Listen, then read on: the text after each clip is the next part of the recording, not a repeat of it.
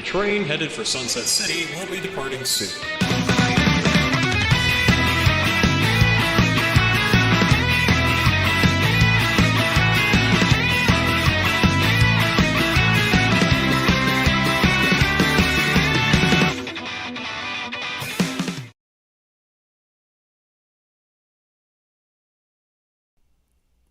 Okay, shut up. Okay, right. Welcome, everybody, to Sunset City, the Sonic podcast for the modern and classic age. With me today, we have Nick. Are you sure about that? Because I'm not sure about that. We have Suris. Hi, Pup. How are you doing? I'm doing well, thanks, buddy. How are you? Nobody fucking asked. Oh. And, He Wayne. literally did. I don't remember that. I have short-term memory loss. He's trying to ape me at my own game. He's trying to gaslight. We're not very funny. Yeah, we're not very funny. So, yeah, don't watch this show. Watch one of the funnier ones. And Wayne. The only good thing about this morning is how bitter my coffee is. Alrighty then. Well, it's been a very slow news week. There hasn't been a lot going on. Sonic wise. Not really much to report or discuss today. So I don't know. Do you want to just do an episode about like Ovaltine or something? Did you have your Ovaltine today? I haven't had any Ovaltine today. We don't actually have Ovaltine in the UK. We have a very similar thing called Horlicks.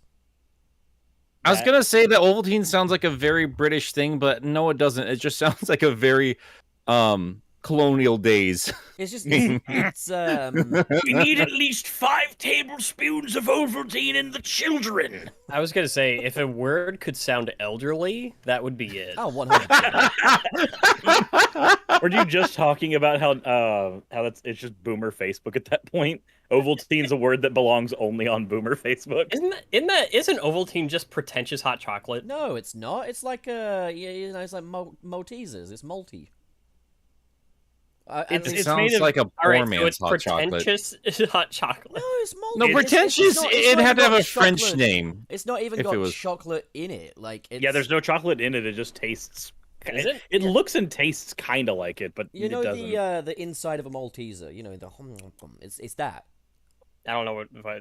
Like malt? I know what a You're saying Maltese that's is. literal malt. Like Yeah, there's it's just malt. malt mix. Yeah, it's malt mix. It's nice. Ovaltine. Huh. How about that? I might actually try it now. I didn't know it was malt. Yeah, it's nice. I mean, I might be wrong, but it's nice. I guess Would we'll you- find out. So, I guess We'll go you- down to the general store and pick us up some. My Nick's gonna understanding. do the thing he did with spam, where he's just gonna be like, "All right, guys, I'm trying it for the first time. 5 days later, I'm trying something different with spam again today, everyone." Just I'm really becoming my own in the old man YouTuber phase of my life. You know what I mean? I'm gonna have a whole fucking YouTube channel dedicated to just eating frozen pizza. Spam and Ovaltine, the channel. I'm still gonna think of it as a hot chocolate alternative. The stupid shit that makes this guy laugh. I'm old. It's funny dad humor. He's always like, "Oh, Pup's a funny guy," and I'm like, "But am I though? If this is coming from you." You just all right. So I compliment you, and he still has to be a little bitch I about hate it. compliments. Oh Give no! me- Why does everybody in my life hate compliments? I also have very low self-esteem, so I need to be complimented from time to time. It's fine. I will need bully you, and then I'll constant cover you with a lot of reassurance. aftercare, baby boo. Don't even worry about it. It sounded. get out the Why did talcum my powder. brain fill that in as I'll cover you with a lot of acid? Yeah. I'm Hey, just so not we baby. have a lot of 145 people listening in right now, and I'm sure they wanted us to talk about Ovaltine and bullying Pup. Well, yeah, there's no Sonic news. Well, since we got a lot of people in here, is it time to start talking about the subject of uncut pingus? Should we just actually talk about Sonic Frontiers? You know, Yeah. Yes, all right, but Nick, Well, don't you I think have? we can. I don't think you we have can milk something? this joke for at least another 10 minutes. Don't Yeah, you? I was gonna get into it when we got the conversation going, but apparently we're just gonna keep this stupid joke going about pretending like Sonic Frontiers doesn't exist. Which, the more I say it out loud, the less I want to treat it like a joke and just get off Twitter and pretend it doesn't exist. It's not a real game. Not yet. Yeah. Not yet. It's a myth. No, but like if you guys were with us the other day, we did do a live stream of our reactions to it, and I'll admit I was very tired. I was very distracted, but for some reason I got it in my head, and I think it was just because I was so desperate to say like or think that they were changing the cutscene models, because I've always hated it the last few since they've used these models. I've always hated those. I was so desperate for them to be like, okay, they're just going to really up their game with storytelling in terms of how they set their models and everything, and they technically did. But the trailer we saw, I was like, there's no way that's CGI. There's no way. And then I watched it, and then I got into a big thing with Pup about it, made a big tiss about it, just really wouldn't let it go. And then after I got a little bit of rest, I watched it again, and I was like, Nick, what were you thinking? I mean, if we really, what were you thinking? So I'm sorry, Pup. Pup, I am now on air taking the L, and I didn't mean to disrespect you, but you're right. Nick L. I will at some point during the show take back all of it and get into a screaming match with them. But for now, I'm sorry. For now, the you were reparations have been made. Relations between the East Coast and the West Coast and the UK have been resolved. Thankfully, guys, the Revolutionary War is finally over. You're welcome. I'm not gonna lie though. Oh, sorry, go on, Wayne. If we really want to be assholes about it, even the in-engine cutscenes are CGI, because that's literally just computer-generated graphics, so I mean... pre-rendered was his whole argument. I think we can... And it very clearly was pre-rendered when I actually watched it. We can take Wayne's I'm curious if they're going to be pre-rendered in the actual, like, final build. Yeah, they won't be. Like, basically, I mean, there might be some, but, like, in some of the footage... We've seen a cutscene of Sonic approaching Amy and being like, Amy, is that you? And it's literally an in-game version of that bit we saw in the trailer. So yeah, I do think that they are going for fully in-game, which is, I guess, a little disappointing because I always enjoy the CGI cutscenes. I thought they did a nice cinematic quality to Sonic 06 and Sonic Unleashed. Yeah, but if you're going to do CGI cutscenes where it's just pre-rendered character model stuff, there's functionally no benefit to it. Yeah, I mean, like, that is a point. It's like the Sonic Unleashed opening cutscene, for example, was doing a lot more than what these cutscenes are. And I guess you could make a case of, like, oh, I would like it if we could have another cutscene like that, but at the same time, I kind of feel like that's the cutscene, you know? Like, even if they did do new CGI cutscenes, would they ever really measure up to Sonic Unleashed's opening? I mean, there was a pretty distinct difference between how Amy was portrayed in both the pre-rendered and the in-engine cutscene from the demo. Yep. That might lead us to assume that, honestly, both could exist within the game, and the pre-rendered one we've seen is later down the line as Amy is progressively looking more digitized. Whereas in the demo footage, she looks pretty normal. Or there's another option, which is just the pre-rendered ones are reserved for the Switch version. It could. Well, I mean, that would that would make the Switch one to get, huh? Yeah, and what Pup pointed out, and I've had a developer friend actually kind of support this too. Is like Pup said. I mean, we can see the patterns. Like, this is still the same Sonic team that's been making the last set of games, and regardless of all the new stuff that they're doing here, like there's some very clear, consistent things that are fairly industry standard. And one of those is, you make prettier pre-rendered stuff for promotional material. And Pup pointed that out too on the stream last time too. And I think he might be right. I want the Infinite and all the bad boys showing up during the Forces. What can I say? He's a very clever cat. I just really want Wayne to be right. Apparently, Jesus. I want Wayne to be right because Wayne being right means that we're getting like a I lot more too. stakes in the story. But like I don't think so, and I hate it because it's just if Wayne's right, I'm happy, and if Wayne's wrong, I'm sad. I should also say that that's not me making a prediction. I'm not sold on the idea that what I said is the case. I'm just like, it's a possibility. Yeah, theorizing. Yeah. And I would love that too. Like the stuff we've seen from the demo footage, it looks.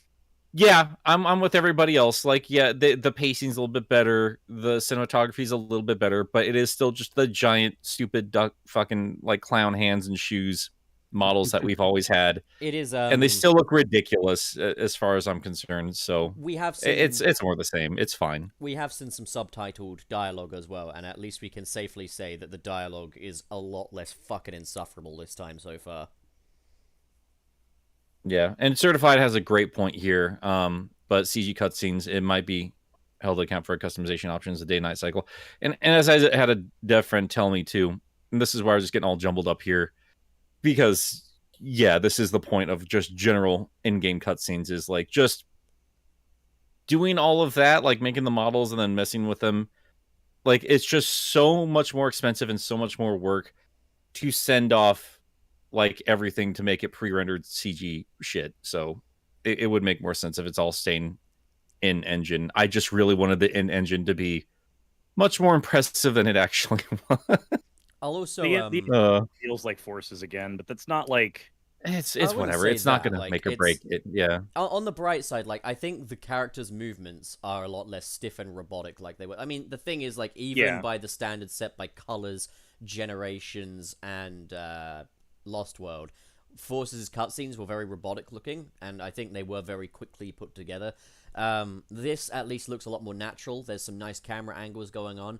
I really like Sonic's new model. Now, I'm not referring to that in reference to the cutscenes, but we got that render of him in his Corone DLC outfit. And when I saw that, I was like, wow, Sonic's model looks really nice outside of these funny Corone cosmetics.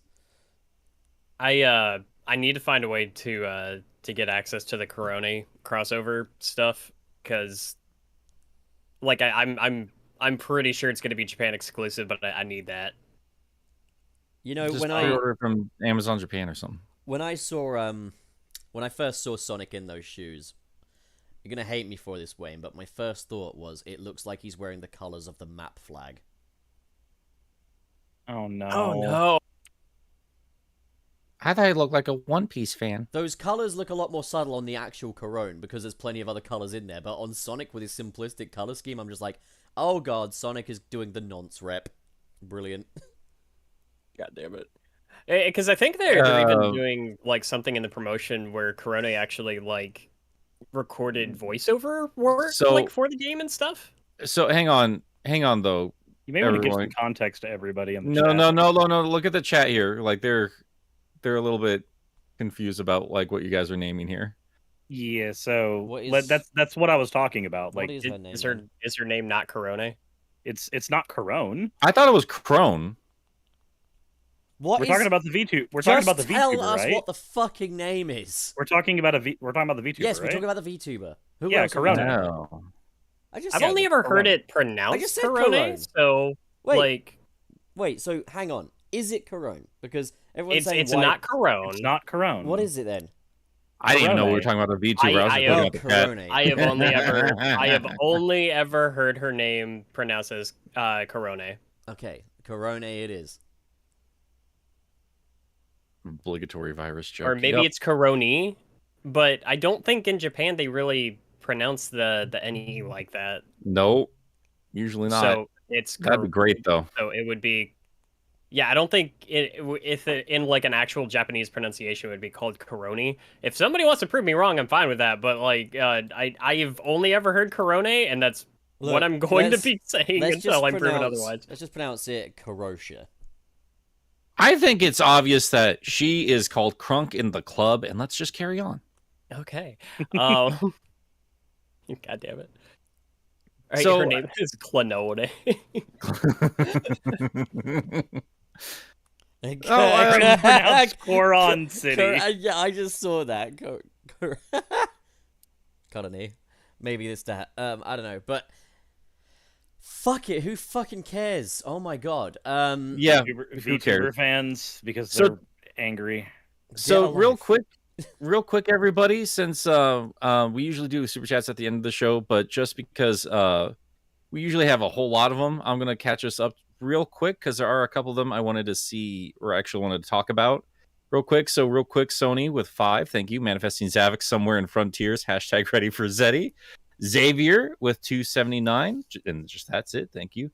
Nicole Plated for $1.99, and I just wanted to get this out front real quick because congratulations on 8,000 subscribers to Wayne. Yeah. And if you guys are subscribed to Sunset City and not him, you're a fake fan. You're making a mistake. You're 100%. He's incredible, obviously. Xavier with 279. Happy Venus Day. Oh, for For fuck's Venus. sake. Everyone's everyone wants to have that Jamal action, don't they? They sure do. Omega Mr. Salty with 299. Thank you. And the Super Guy 55. This is a one to get to with 179 licks. In-game Amy cutscene in a completely different area.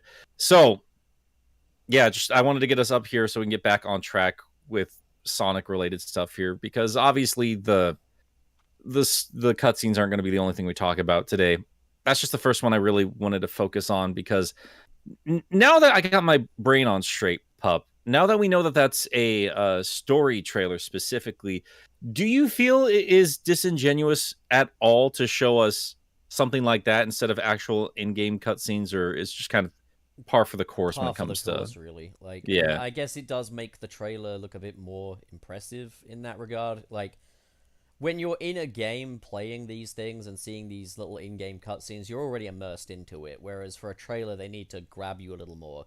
So I think it does make sense what they've done. I don't think it's disingenuous. Just don't fucking abuse that. Don't have stuff happen in those CGI cutscenes that isn't gonna fucking happen in the game. I will say that there is like one pre-rendered scene from the newer trailer that I think I'm very confident is just taken straight from the game, because I believe it's introducing how a core mechanic of the game works. Which one? Cyberspace, and like how you enter the levels and where he's like pressing the where he's pressing the thing after she's like, "Don't press that button, Sonic." So I love that. I hope to God that it plays out just like that in the game. That silent defiance. He doesn't say shit. He just stares at them and presses the button. And I love that. And then I think that that's him transporting himself into one of the cyberspace levels. And then I think towards the end of the trailer, we see him like exiting out of it and coming out the other end in a different part of the island, and then that's where he sees Amy. So, I think I'm gonna sound like a dick, but I think that is the least likely thing of the bunch. I think so? Yeah, because for one, like, usually if they have a CGI cutscene, it's much more narrative based than mechanic based. And like, I understand why they would do something like that for the mechanic in the trailer, because it's quicker to show, more concise. But I mean, again, there could be surprises. Like, the demo is just a demo at the end of the day. Like, they could have sliced off some openings and stuff. But like, they do open the game with Sonic coming out of a cyberspace portal, and then Sage being like, "No one's ever escaped. You must be the key," and stuff like that. And it's all in game. So I don't know. Again, though, like, it's only a demo. It's one of those things where if they did have this big show-stop and opening cutscene, I could understand if maybe they want to keep it under wraps. I mean, here's the thing. At Sonic Central, they said the game begins with Sonic, Knuckles, and Tails floating through a portal and then arriving on these islands and stuff. You mean Amy? And Amy as well. Knuckles right. is involved there too? Apparently. I think that they announced that Knuckles would be involved at some point. I think it's pretty clear. I mean, if they're doing like an opening like animation or like a separate animation, and we've seen him in the promotional material now, like, there's no way you get Ian Flynn on board to write a Sonic game and you don't have he's going to be there sometime. They literally mentioned in the digital deluxe that you get Knuckles memory tokens as well. So like, okay. I just figured he wasn't going to be. I just figured he wasn't going to be there at the beginning with the other three. I don't know about that. I can't speak for that. But like, yeah. Was it good? Did you think it was going to be one of those things where like he's not mentioned at all in the beginning of the story, but then like Sonic comes across him at some point in the story? Like, yeah. I guess Knuckles must be here too. But something like that. The thing honestly, sorry, go on. I do still kind of think that that's what's going on in the trailer, though. I think that at least the beginning part is, I think that's the first time you enter a cyberspace level, because it kind of feels like the first interaction that Sonic has had with this child. I love how everybody just defaulted to she. Is there confirmation on Yeah, she's a on she. that. It's Oh, a she. okay. I was confused because I thought just looking at the design that could very well also be like a 6-year-old boy. But We gotta figure out what Growly's Way too barking much at. time in anime land, man. but I mean it's a child. It's whatever. But yeah, I don't know because that just feels like a decent way to meld like narrative with like introduction of game mechanics, which is something real video games do from time to time. And I think Sonic could get away with doing that.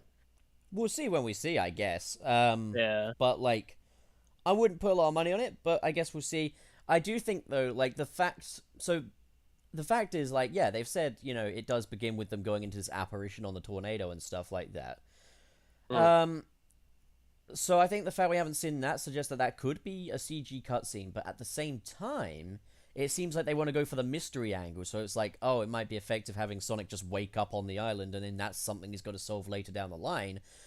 But then they've already kind of said that, though. They've kind of revealed the mystery in that sense. So it's a little weird what's going on here. Like, Oh God, we're gonna get to the end of the game, and it's gonna turn out that Sonic and the gang were dead the whole time, and the islands were purgatory.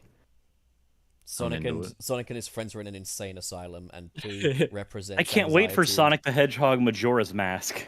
Apparently, that wasn't the actual ending of Lost. That's not what that meant, I guess. We're not doing this. This is not Billiam's channel. We're not talking about Lost. Not happening. Get back here, coward! I only saw a few episodes of Lost. I thought it was alright, but I only saw a few little episodes. First season. So here's the thing, right, is the more I look at Sage, the more I think they're probably not going to relate her to Infinite, but they bloody should, because all of the design sensibilities of Infinite are there. One eye is covered up. The other eye is exposed and red and yellow and shit. Like, same color scheme. Like, I would actually be kind of impressed if they used this as a means of redeeming the Phantom Ruby saga. I mean, I guarantee it's going to depend entirely on how much control Ian actually has on the story. Because if it's up to him, I mean, yeah, just going by 15 years of him writing Sonic the Hedgehog, he will do everything in his power to connect it to the history of the Hedgehog. And yeah, he also has a history of like redeeming the less than stellar story points. I mean, like, I know everyone here loves Unleashed. I personally thought it was missed potential that they didn't let Sonic go a little bit feral when he was the Werehog the first time. And when he got his hands on Archie, that's exactly what he did. Sonic, with the help of his friends, had to fight down that more wild side. He had to get to the point where he could just change from Sonic to Werehog without just going completely nuts. You see, and I thought that was awesome. In the game, the Werehog grabs Chip and he's just like, "Hey, are you okay?" Whereas in the comics, he grabs Chip and puts it in his mouth and just crunch, crunch, crunch. It would have been. I do think. Sorry, I don't want to go off on an Unleashed tangent. Would have been an interesting way to take that, though. Is just kind of like, otherwise, what's the point of making him a big werewolf? Like, having that personality shift is. We'll have that talk another time. Yeah. I don't want to just sit here and shit on Unleashed again, though. I've done that enough in the past. I don't harbor nearly as much resentment for that game as I do plenty of others in this series. Yeah. I will say, sorry if I'm kind of springing off topic a little bit here. This has been really interesting for me because this is the most in-depth I've ever gotten into an upcoming Sonic game. Like, even beyond, like, Sonic Colors, I think when Sonic Colors Ultimate was coming out, we talked about it on the show and everything like that, but that's sort of where it began and ended with me. But, like, this is a game that I found Frontiers is something I've found myself talking about with coworkers and stuff like that, just like having discussions about what I'm thinking about this, that, or the other. I legitimately hope that this is as big of a deal for the Sonic franchise as I kind of feel it is. Yeah. It's probably a little overdramatic to say that this is something of a turning point for the franchise, but I think it has the potential to be, depending on how they play their cards. I was going to say the same thing, too. Like, it's hard for me to tell because even when Forces was coming out, I wasn't a known YouTuber then. I was doing stuff, but nobody knew who I was. Like, and it's literally my job now. So I've never been as involved with the Sonic community as I am now. and this is going to be the first major release since my life changed, as I'm very gracious for. Thank you, everybody. But yeah, like I've been trying to sit back, like, okay, like in the past, if a Sonic game was coming out and I wasn't immediately hooked, I ignored it. So after 06, I was really burned. Unleashed looked really cool. Then I saw the Werehog. I'm like, I'm out. And I didn't play it when it first initially dropped. And I didn't touch colors until like I got heard decent reviews from it. And then even back then I was like, this is solid. I just, it's fine. And then Generations, yeah, was the last time I was this hyped, and it paid off for me in a big way. And I wonder if I was kind of stepped outside of this, if I would be as excited otherwise, because I've always been a Sonic fan. I always will be a Sonic fan, but like I have no problem ignoring the series when I feel like it's just doing some dog shit nonsense. Like I usually, if it wasn't my job, I wouldn't waste my money. Simple as that.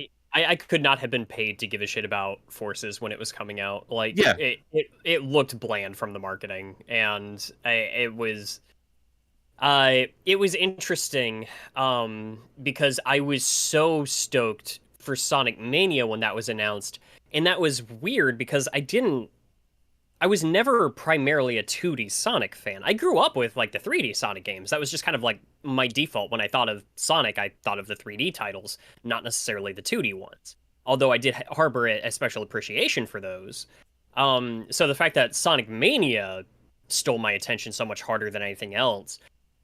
Besides that, it's like there's only ever been like 2 Sonic games I have ever pre-ordered, and they were both for the DS. And that was the DS version of Colors. I wish I knew what I did with that stupid hat. Because that's so expensive now. But and the other one was Sonic Chronicles. I did too. I still have my styluses. Summer child. I never got the styluses. I pre-ordered the game, and then I don't remember what went wrong, but I didn't get my hands on the styluses. Yeah, I was working at a game store at the time. That reminds me, I still have like window clings of Smash Brothers Brawl. I gotta put that shit up sometime. The first but yeah, God, that I've never been. I don't know if I've ever been like 06 burned me. Yeah. But then knowing BioWare fucked up as bad as they did, man, I just couldn't trust anything anymore. And that was, and I apologize. I was actually working towards a point. I'm just bad at getting to it. Oh no. That's my bad. I'm bad at getting to my own points. But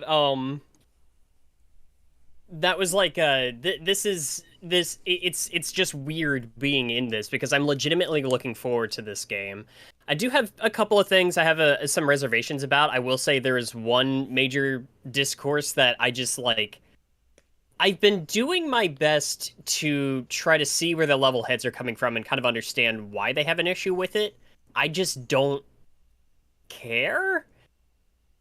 And that would be the cyberspace levels and their linearity or their reuse of assets. And again, I understand why people have an issue with it. It's just personally to me, it's such like a secondary thing in terms of the game's content. And I do think on the one hand, this is sort of a I don't know if we're ready to move into that discussion yet. I think I'm ready. I'm done with cutscenes. I don't know what the rest of you guys. I mean, yeah, on that topic, I kind of think the reason why people are feeling, I guess, as strongly as they do is because if you look at kind of the interview with, I think it was Morio Kishimoto, but also Takeshi Tezuka to an extent, the way they described the relationship between the open zones and the cyberspace stages was basically akin to the open zones are a hub world, and the cyberspace stages are the main progression. That's a roundabout how they made it sound, but it's quite evident that no, the open zone is still the bulk of the game, and that basically these are missions within it.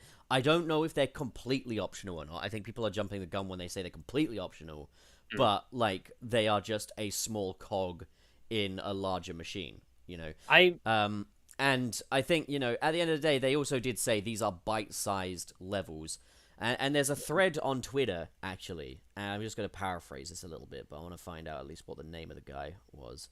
But he basically... We might be thinking of the same thread, actually. Is it Radical 1991, where they basically explain the reason for the shorter length of the stages in Sonic Frontiers being, like, for Sonic Frontiers' gameplay loop, they need lots and lots and lots of levels, so it makes sense that they're smaller, because Sonic ultimately just catapults through these levels a million miles an hour. It's no use trying to make each level, like, a full 7 minutes or whatever.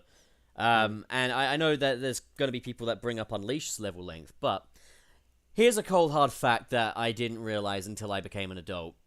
Sonic Unleashed, if you take away the Werehog, if you take away the hub worlds, if you take away the tornado stages, and you take away the cutscenes, and you just keep it to the modern Sonic stuff and some boss fights, you got a 15-minute game.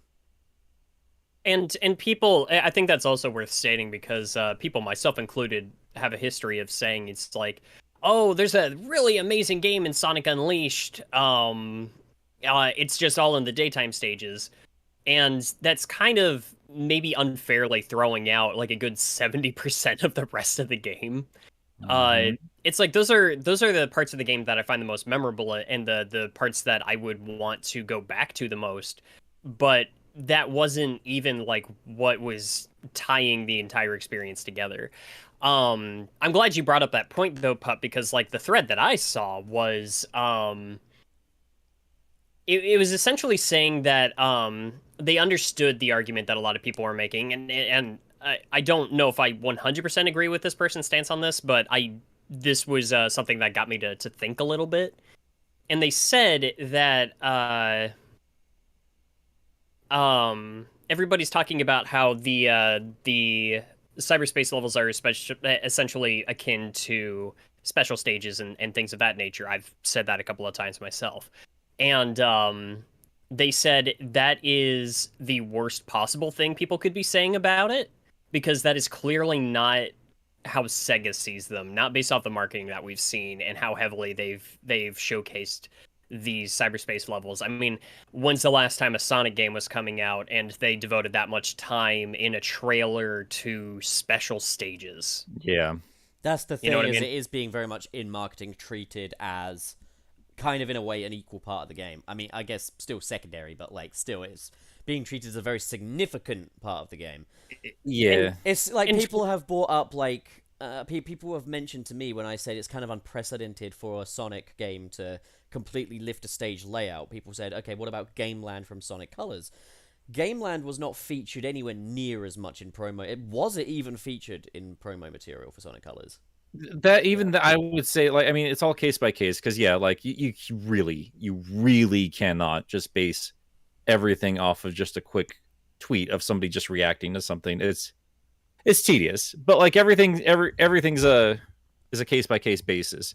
So yes, Wispy Woods is in every Kirby game in its tradition at this point, but also, you know, it's completely different assets, it's a completely different layout usually, and that's fine. But like, yeah, the main argument for reusing these assets is like, this is like, it's Always Sunny. Max mac and cheese. That's what it is, right? Yeah. That's all we are eating, and they're just giving us reheated leftovers over and over again. I think everybody understands the pros and cons in terms of bringing them back in. In general, I love the idea of implementing boost stage like this. I think it's genius.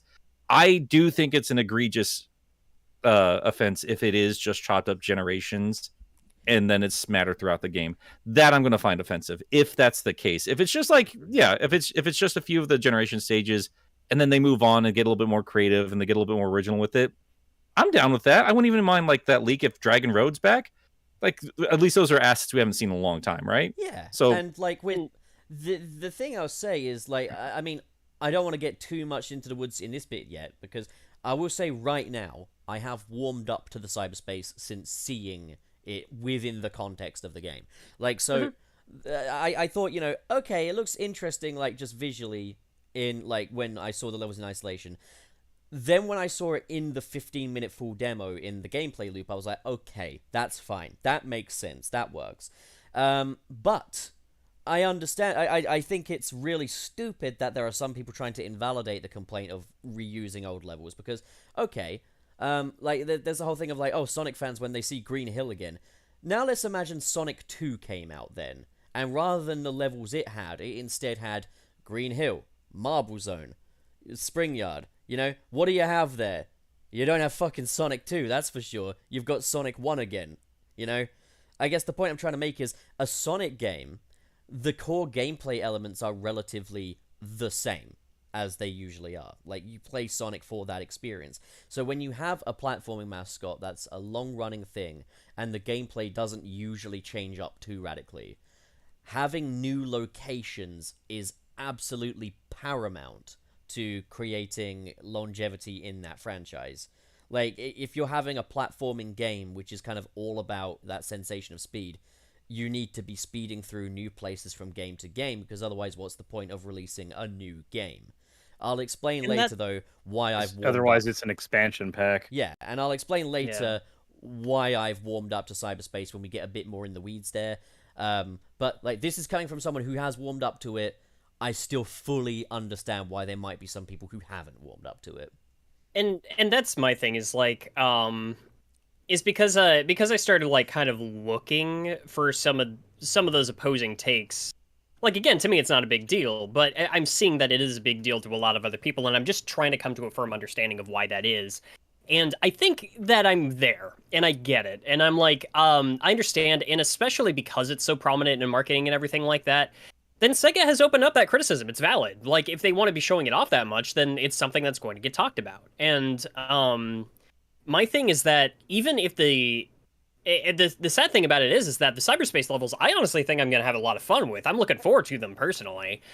The thing is that they might be fine on their own, but this response is a direct consequence to the way they've handled the franchise up to this point. Regardless of the fact that I think that this might end up being one of the smartest reuses of a bunch of like older levels and areas and assets and everything like that in a vacuum. On the broader scope, when you're looking at the rest of the franchise, especially as of recent years, then it doesn't stand out the way that it can. It's incapable of being taken on its own. It has to be like levied against the fact that we've been here so many times in the past decade. Yeah, this would all be like, if they hadn't, you know, if Forces of Mania didn't exist, this would all be very exciting. But I guess what's made me warm up to it a little bit, I guess, is I saw, I think, Green Hill Act 2, or whatever it's going to be called. Like, they're not even calling it that. They're calling it like 1-1-1-2 and stuff like that. I saw the second Green Hill Act, and I saw Sonic grinding on these rails, and in the background it was like a sunset, and just everything was just floating in the air, and it was just this absolute like calamity. And I was just looking at that, I was like, this isn't like it's Green Hill, sure, but it's not Green Hill, if you get me. Like, this is not the same thing. Like, hang on. I mean, it's supposed to be like it's supposed to be Sonic's memories there. So like seeing all the different things going on, it makes sense. But there's also there's the other aspect of that. Like, if all of that is just window dressing on the exact same level design again, like that is one thing. I mean, like, I think that's an aspect that's been blown out of proportion a little bit as well.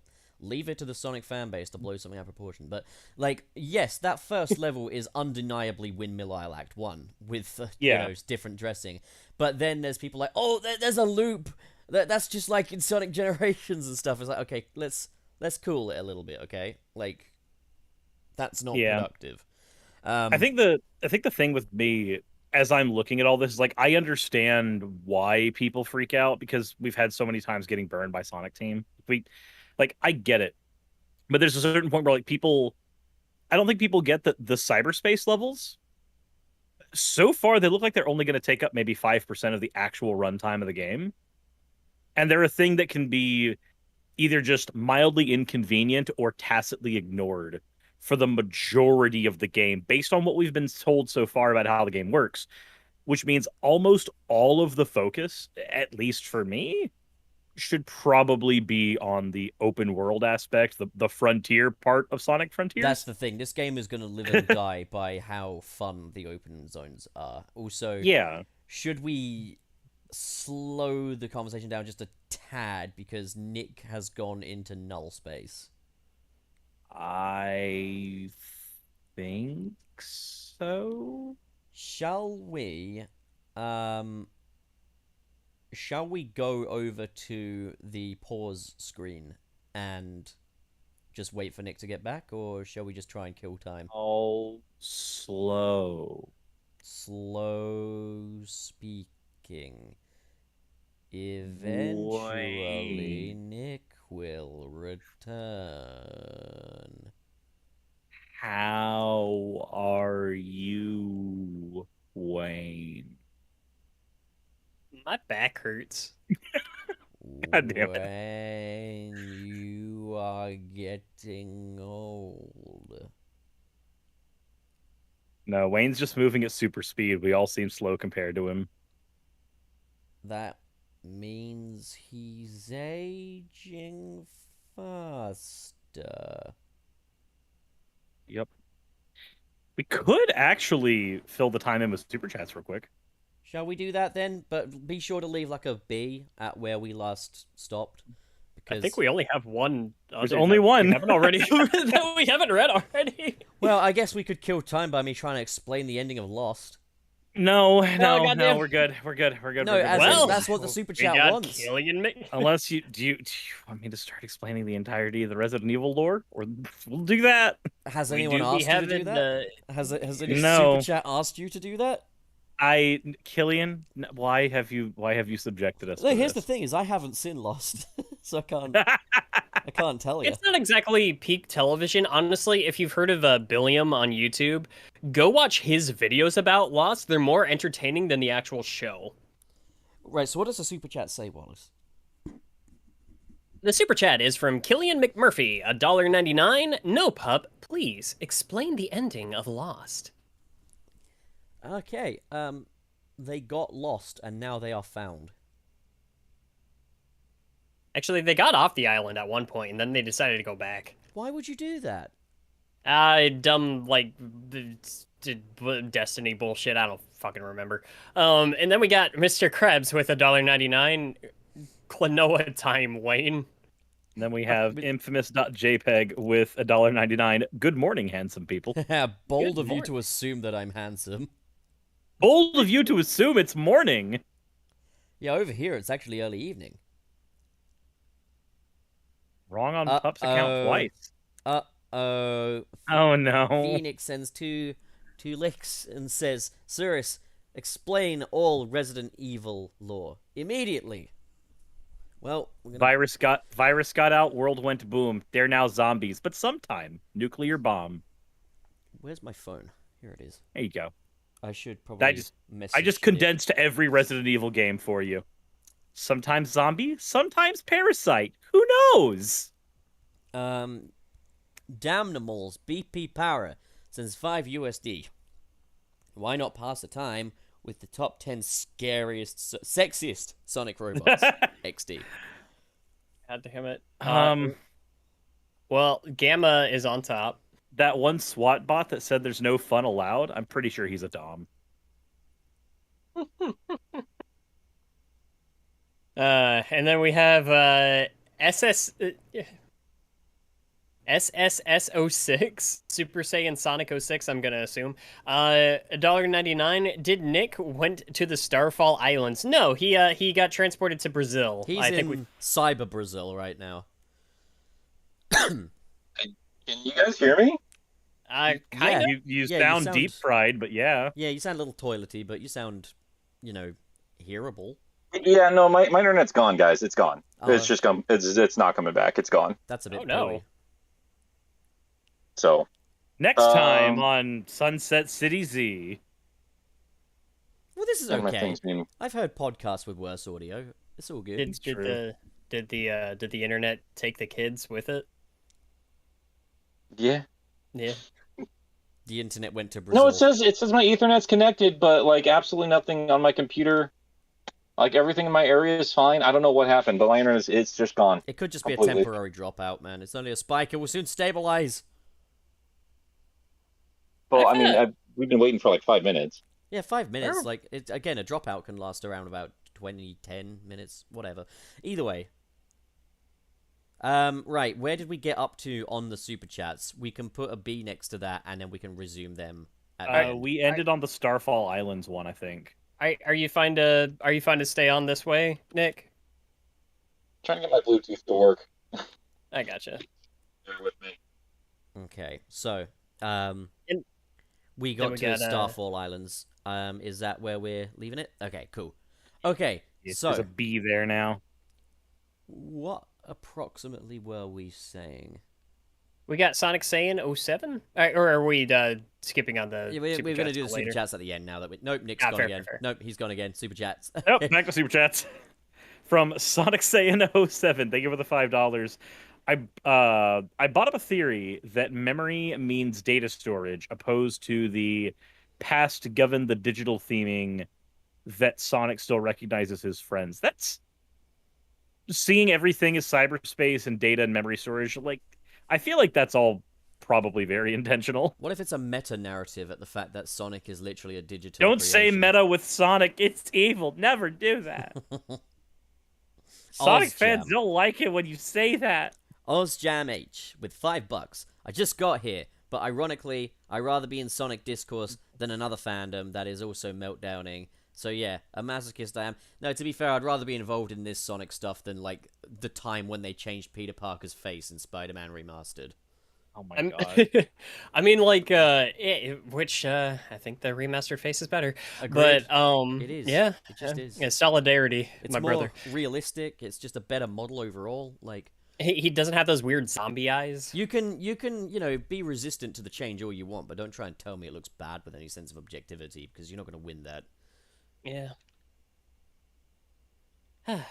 Where are we at now? Welcome to Sonic the Hedgehog. Go Kenji with 5 so it says Pup's opinion of the X-Men in the current MCU. The only one we've seen so far is Professor X, I guess, and I don't know if I don't know, like we don't really have anything yet.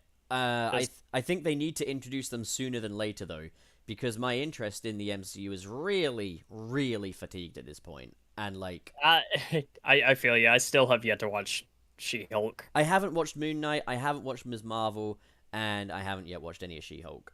So Moon Knight was frustrating because it was like good, but god damn, it did not need to be like a 6-episode series. It should have just been like a movie, like a straight to Disney Plus movie. yeah, didn't someone edit it into like a movie as well, or was that Obi-Wan I'm thinking of? There's so much fucking fluff because I think Obi-Wan had the exact same problem, and I think that's an issue with a lot of the Marvel Disney Plus shows. They really got to like consolidate this shit down. It doesn't warrant these like TV series. The Disney Plus shows are just, they're big budget, but the writing quality is just not there.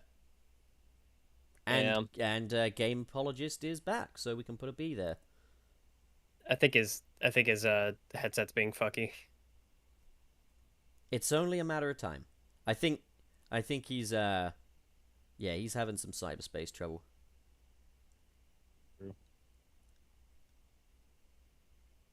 So we're just gonna sit here in silence for a bit then, yeah? Silent reading time? No. Oh, sorry. Well, I was responding. we got 268 viewers. We'll just sit here in silence. Perfect. I mean, if it's silent, there's no reason to turn it off because there's nothing offensive going on, you know? Like, Perfect. oh, It's the perfect show that won't upset anybody. Wayne, you didn't get the name down for this one. Oh shit! Did I not? Yeah. Here, let me. 2 something. Sometimes the thing is like the chat's constantly moving as Yeah, I'm no, like. I get Sometimes it. it gets clipped away. It moves the goalposts, like me. I'll scroll up. Oh my god. I will Let's see. It's After perfect. CHF. let's see. Okay, it was Phoenix. Suris and others, how hyped are you for the Resi 4 remake? I'm not. I'm just not. I still need to beat the first one entirely. I still need to play the original Resident Evil 4 to any capacity. So So here's my deal. And I'm going to go off on a tangent, and I hate that I'm going to have to do this because we're now talking about one of my favorite games that has ever been made. Resident Evil 4 is one of the few games that is near perfect, which is saying something for how up and down that freaking franchise is to begin with.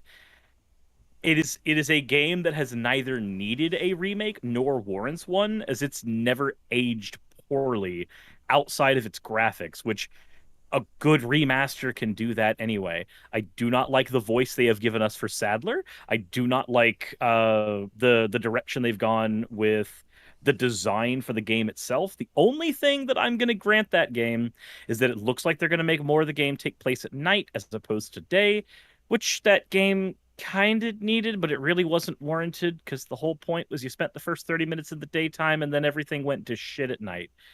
But okay, sure. Tiny I'll Nick, are you play through it again. are you able to speak? I have no idea. Okay, we can hear Oof. you. Yeah, I don't know what's happening, man. Like my Bluetooth headset's not connecting to my phone. I mean, it's connecting to my phone, won't connect to Discord.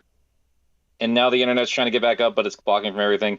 I'm bouncing out, boys. Like I'm not doing this. So you guys enjoy the rest of the podcast. Very sorry I have to bail on this. It's just out of my control. It's Sorry, all fine, buddy. man. I understand. Technical things happen. We will carry it on in your name. I'm very excited to hear all of your opinions on the trailers and everybody. Thanks for hanging out with me, and I'll catch you all. Time. Yeah. See you guys. We'll see you soon, man. Bye. Well, that was I'll have painful.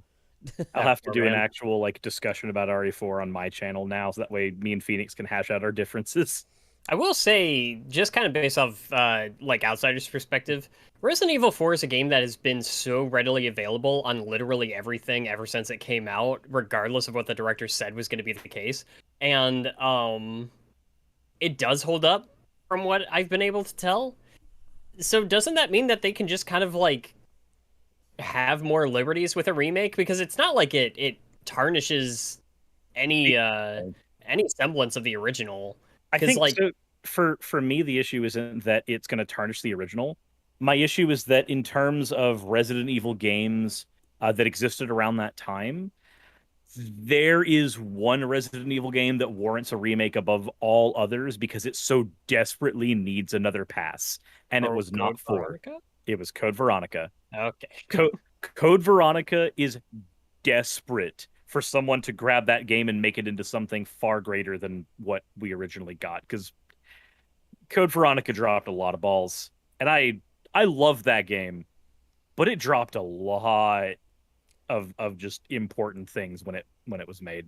This next super chat, by the way, should be, I think, the last super chat before we go back into conversation, because I think it's a good segue. David Crespo sends $1.99. So, speed sliders. You guys know much about the speed sliders in Frontiers? Oh yeah, you can like change it to where you've got a higher maximum speed, or like there's a lower speed threshold for your that your boost gives you in the beginning. Yeah, like the bottom speed is lower. It takes longer for the boost to like fully reach Yeah. its maximum. I think that's fantastic. I see it as nothing but a good thing. Yeah. I do too. Like, just have either of you played the Conduit on the Wii? No. Okay. So, they're doing what the Conduit did.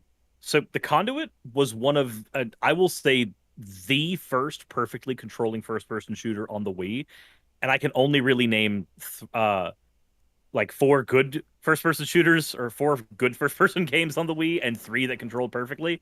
But what the Conduit did when it came out, which was also a Sega published game, by the way, is they had sliders for practically everything you could think of and fully mappable controls. And you could even remove motion controls from the game completely if you so chose, outside of like the Wiimote itself. And then they added dual analog to the sequel. But they basically, no matter what kind of first-person shooter you preferred to play, you could set it up to where it felt like Red Steel. You could set it up to where it felt like one of the Call of Duty games. You could set it up to where it felt like Metroid Prime 3, or you could set it up to where it felt like a PC shooter. And all of it was possible in engine because they had completely customizable sliders.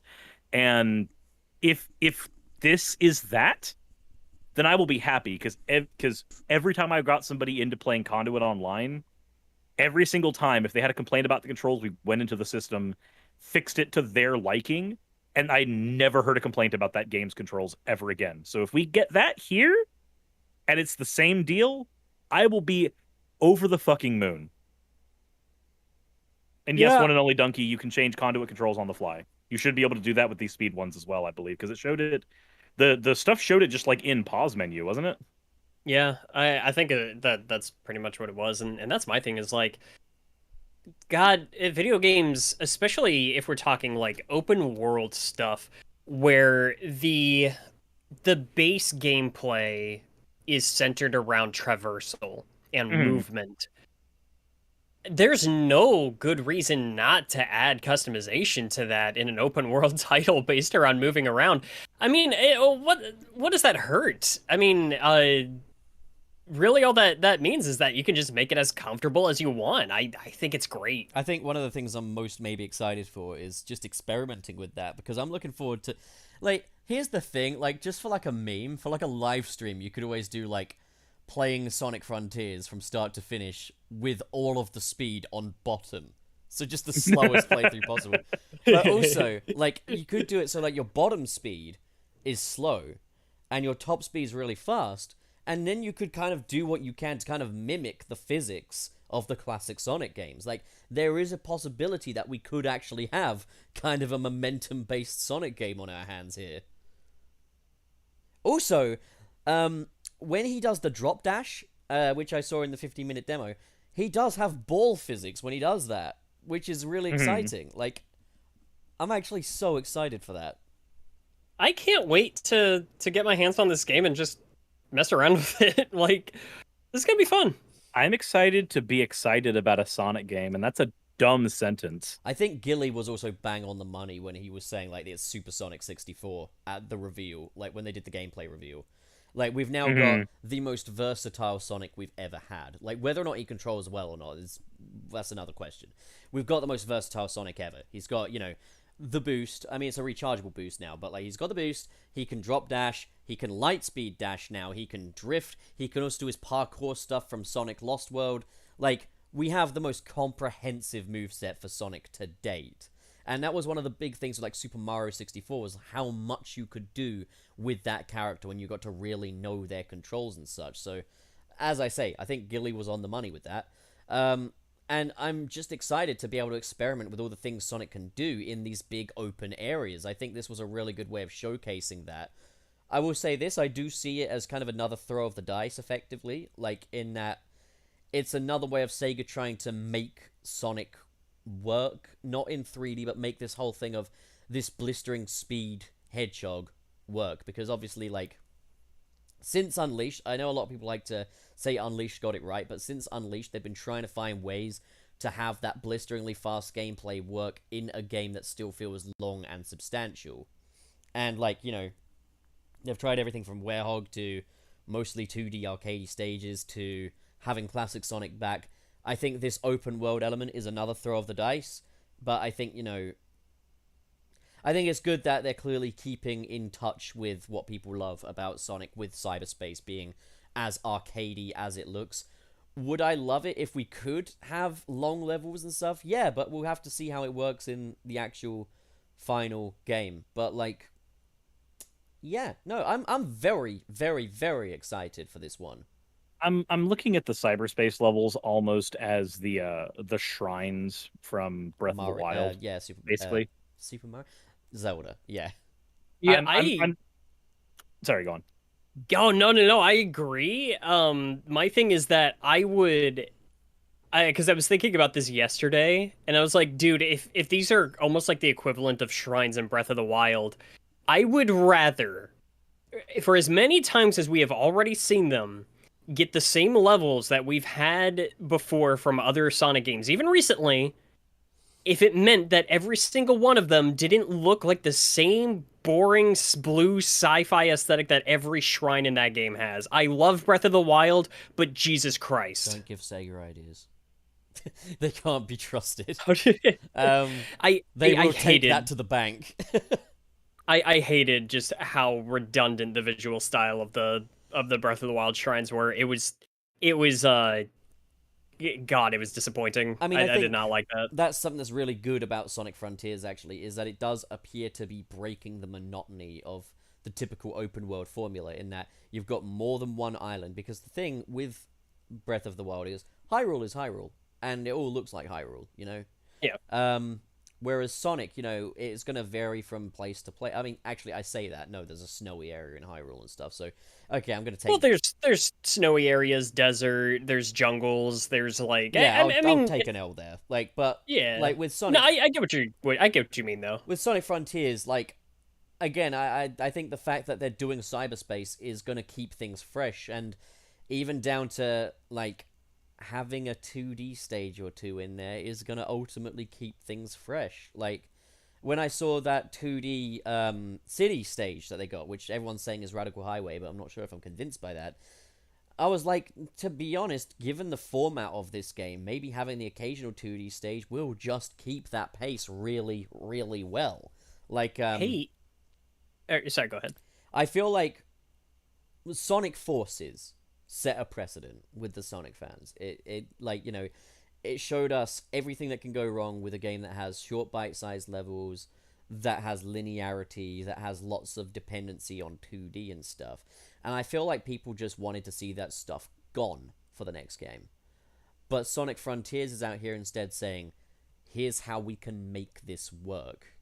And so I'm interested, like, in seeing how that goes down. I do think there's a strong chance that this could be a contender for best 3D Sonic game.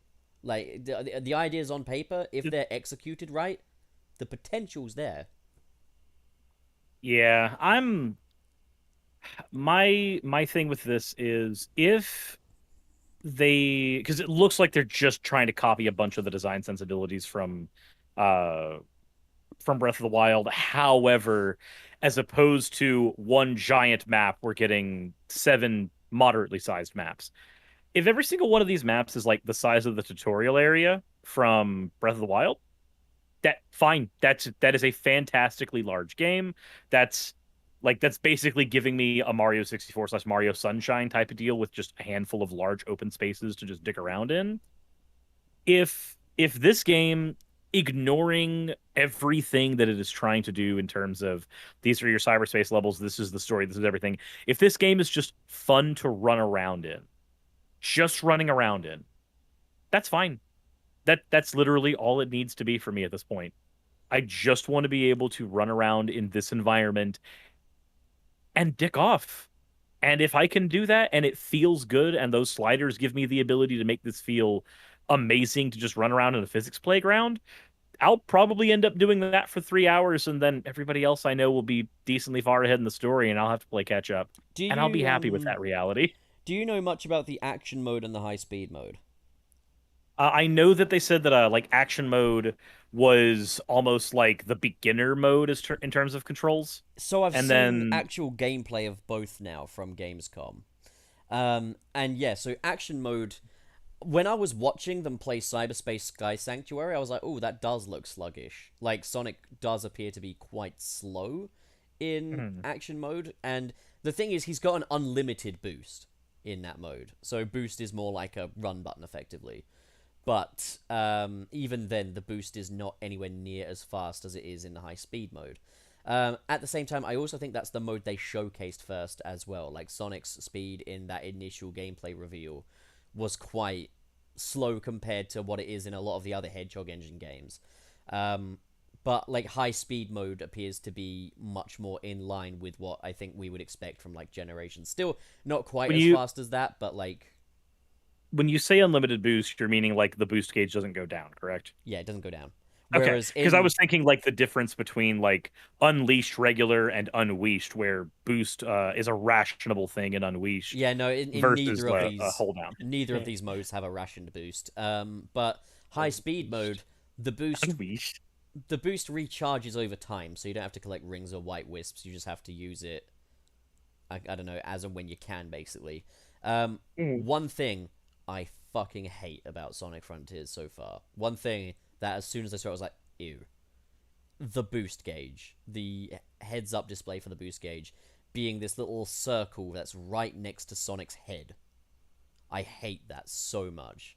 It should be on the bottom left of the screen or something, because when it's right next to Sonic, it's slap bang in the middle. It looks like it's a part of him, and it's just distracting. I don't like it being there, and I hope you can turn it off. If you can't, it's not a deal breaker, but I don't like that. I think that's a bad move. I did notice something kind of interesting in the trailer for in the story trailer that we got. If anybody has it pulled up, look about 35 seconds into the trailer when Sonic is in the sandy environment with the palm trees everywhere, and tell me if you see what I see in the background. I don't have it up right now. Can you pull it up? Do you want me to pull it up on stream? Can you get it up? Can you get it up, Pup? I can never get it up. It's not very nice of you to joke about that.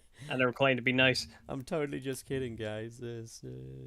Okay, hang on. Let me, Sonic Frontiers story. What a time to spring this up on me, you bitch. Right, okay.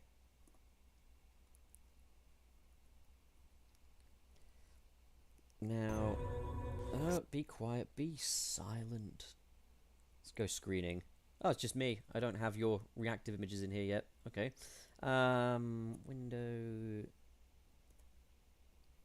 Okay. Get rid of myself. Okay, right. Where do you want me to go? 35 seconds in, when he's running on the sandy area with the palm trees in the background, like the palm trees around him. Should I pause it?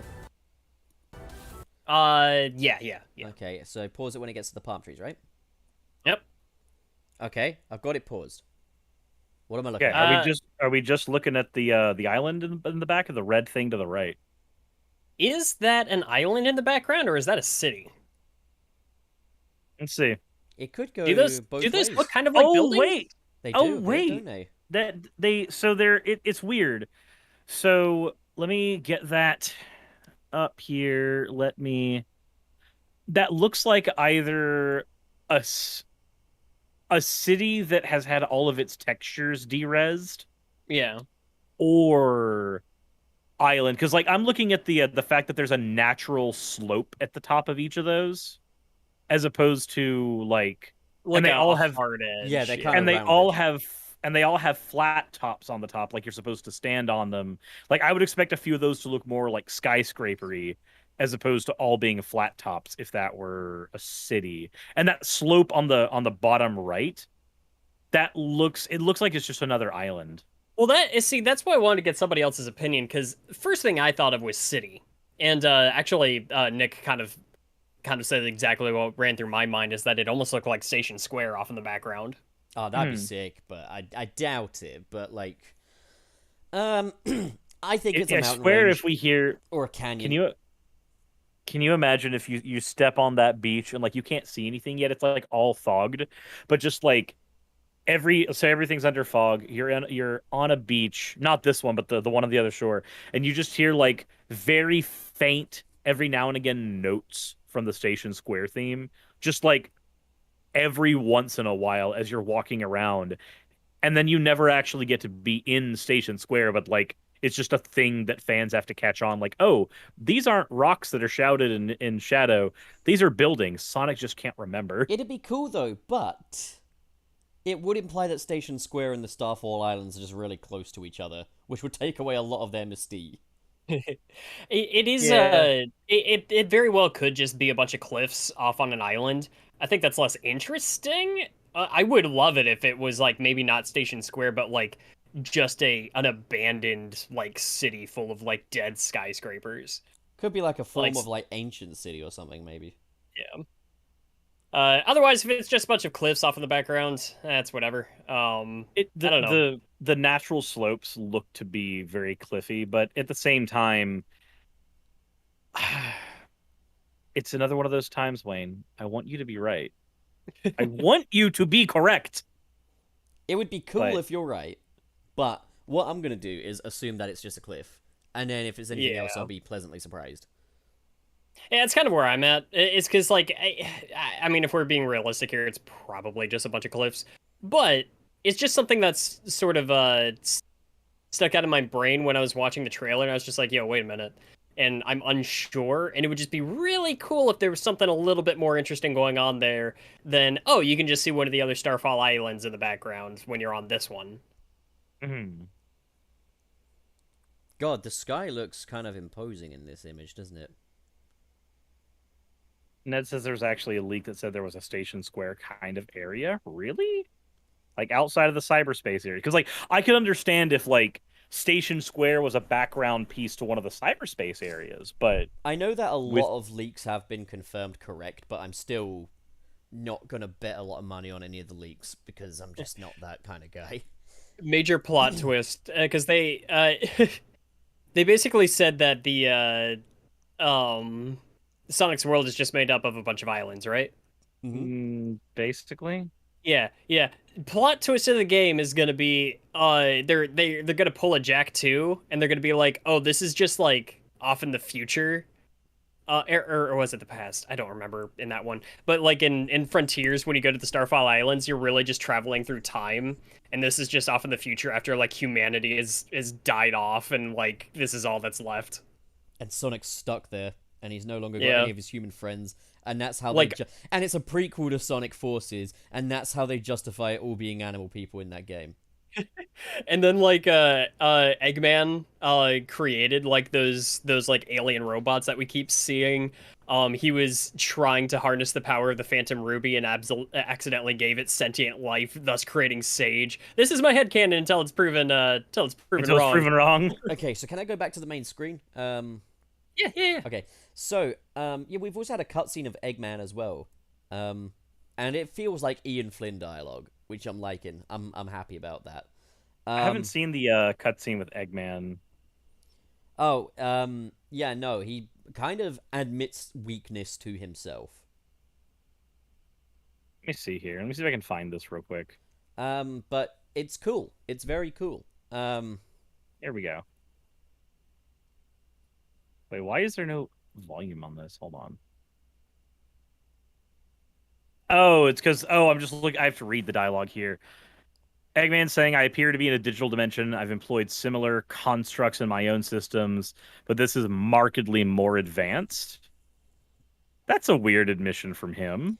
Well, he acknowledges that.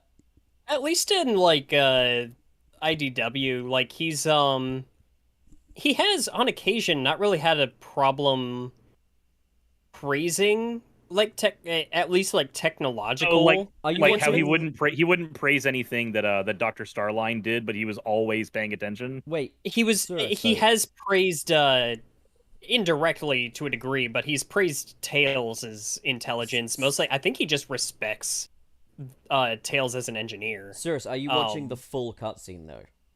I'm watching the full cutscene, yes. Where it says like, "Don't let anyone hear you say that." Out Yeah, loud. he presses a button on his apparently one of the yellow buttons on his thing is actually a recording device. Oh, there you Note go. to self, don't admit that to anyone. It's kind of cool. I'm already liking what Flynn is doing with Eggman in this game. The amount of data stored here defies what is that word? Hold on. Defies quantification. Okay, so way too much data for him to be able to tell. He likes his scientific Eggman, I notice. Like, he portrays him It's- much more as a scientist and a strategist than Well, that's- Polypath ever did. Nick just said he's still a scientist. He likes learning despite his ego. Sees it as something to learn and take advantage of. Yeah. Have you guys also Like, seen the Sorry, go on, Suris, because you're still on top. I was gonna say he's a scientist first and a narcissist second, but it's a close second. Have you seen the interactive cutscene with the Titan, or the I have not pseudo yet, Titan no. boss fight?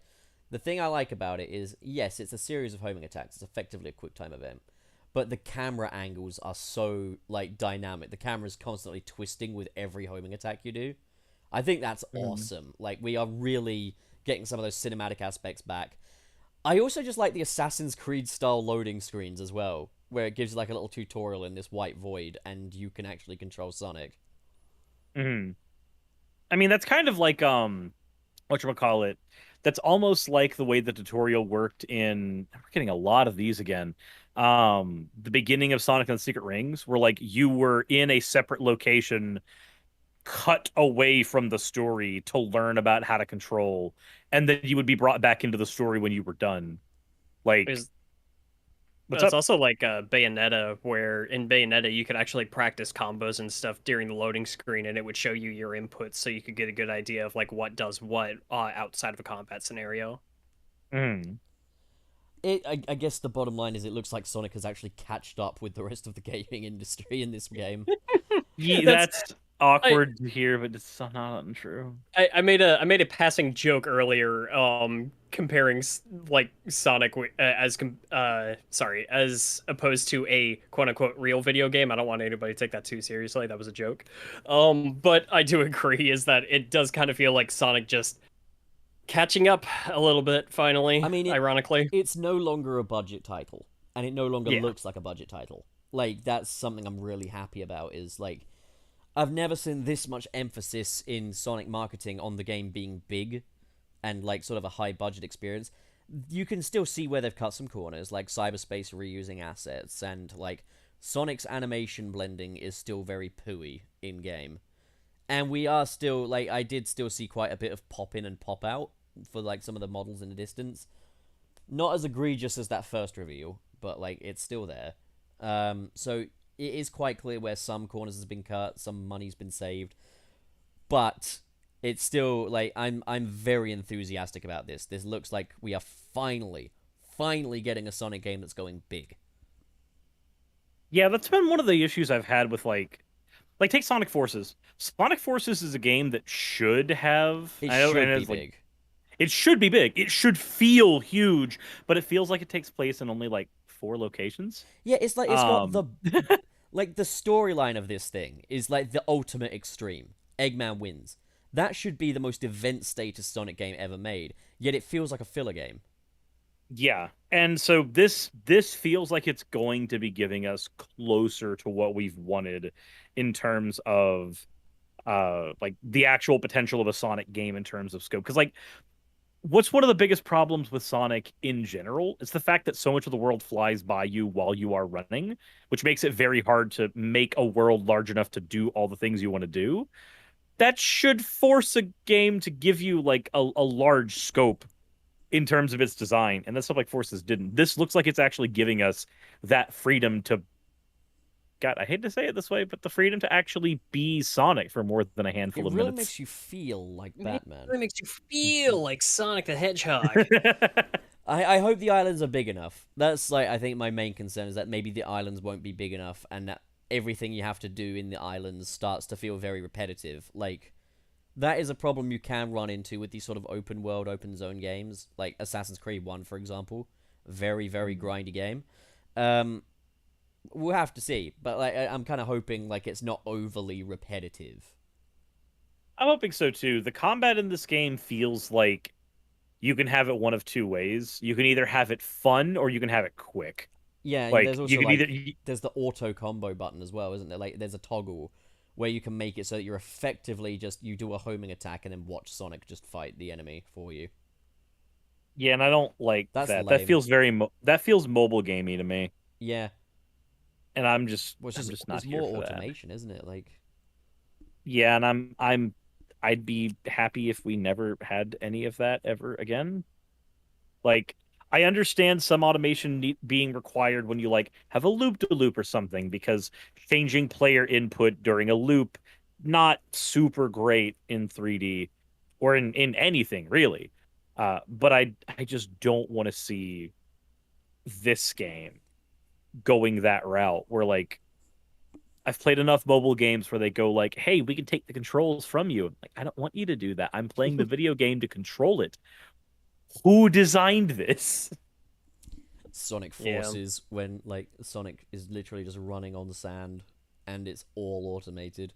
I remember that being a weird thing about Knack, actually. Remember Knack for PlayStation 4 was like a release title? Oh, yeah, game of every year. Oh Yeah. god, the best game ever. I found it so weird how many little basic things were just automated. Like, you'd be going through the level, and then you get to a point where it just switches to a cutscene, and then Knack jumps off a ledge, and it cuts back to in game. It's like, could I not have just done that myself? That was like, That was a terrible man, game. they leaned into that. That was their tech demo to show off what the PS4 could do. That game fucking sucked. It just wasn't fun. Ah, Like that's man, the thing is like, I just know kinda that wonder sometimes. I don't know if I'm getting this wrong. I hope I'm not. But like from my understanding from a conversation I had with like Nick and Gilly last night, and again I don't want to misrepresent what they think or what they say, but it was quite funny because we got into like a discussion of like Sonic Labyrinth versus Sonic Boom Rise of Lyric. And kind of like the thing I was thinking is like Sonic Boom Rise of Lyric is not a technically functioning game, but I'd definitely rather play it than something that's the opposite of fun like Sonic Labyrinth. And I kind of see it that way with Knack as well. Like Knack is a perfectly competent game. I'd rather play Sonic 06 and Sonic Boom Rise of Lyric any day over Knack. Fuck Knack. Knack Dude, sucks. well, yeah, I think the problem with Knack is that from what I can tell, it's functional. Yeah, it's functional. It It's is boring. yeah, which is the worst thing a game can be. Absolutely. Yeah. Like I absolutely. My standard is like I would much rather have a game that's interesting but technically low quality than a game that is just fundamentally boring. I will play a completely terrible game before I waste my time on a boring one. Which At least is a terrible one gives you something to talk about. A boring one just yeah. Which is why I'm never playing Ultimate Alliance again. Fuck all y'all, you're all wrong. Ultimate Alliance is boring as shit. Okay, moving on to the next topic. I really hope that, you know, Sonic Frontiers, they've done it well and they stick with this formula going forward. I want them to give Sonic Forces another try in this format, as in like the concept of Robotnik's won and you have to get the world back. I think they're not going to be able to do it the way they did the first time, thank fuck, but I think they'd probably have to go more like the Ratchet and Clank Rift Apart route, where it's like you've gone to a dimension where Robotnik's won. But like, I want to see Robotnik take over the world again. I want to see it done well, because that concept was so fucking wasted. I also enjoyed the Metal Virus saga. Yeah, do Metal Virus, fuck it, you know? Like, do a Metal Virus game. Just do the Metal Virus. Do that. I'm not gay. You know, you say that. I don't believe you. You know, it's weird. I swear we go on more tangents when Nick is here. I think we're infinitely more focused when it's just us. I think I know what it is. We need to fire Nick. No, we love like Nick. disappointing him. We like to wind him up. We like to ruin his day. Like the idea of disappointing him is so it's so ingrained in us that if he's here, then we'll do it. But if he's not here, then we're just like, nope, let's do it yet. Let's do it perfect every single time. But that's the fun of the show, to be honest, though, isn't it? Like, this is pissing off Nick. It's not as fun without pissing off Nick. Yeah, you're not wrong. You're not wrong. It's a family thing. Did we have anything else, like, specifically from this trailer we wanted to touch on? I've been more talking about the Gamescom footage, like, the stuff that's come from, like, the monitors and stuff, but, like, I basically talked about the trailer, when it came out, so I'm more intrigued to hear what you guys have to say, and then I guess I'll kind of just bounce off of that. Just where this game is concerned, I am more interested than anything in just what we're going to get when it finally comes out. Because here's the thing, all the stuff we've gotten in fragments, it all looks amazing to me, or something that I can just sweep under the rug. Like, okay, yeah, we have we have levels that are lifted from other levels, but if they're basically just the shrines from Breath of the Wild, I don't care. They could literally all be asset swaps and level lifts from other levels, and I wouldn't care, because they wouldn't take up enough of the game for it to be a thing that I care about or really even notice. If I have to stop playing Sonic Frontiers for, a minute to play a level from Sonic Forces and then go back to Frontiers, that's fine. Because you know what my problem with Frontiers was? Not my problem with Frontiers, my problem with Forces?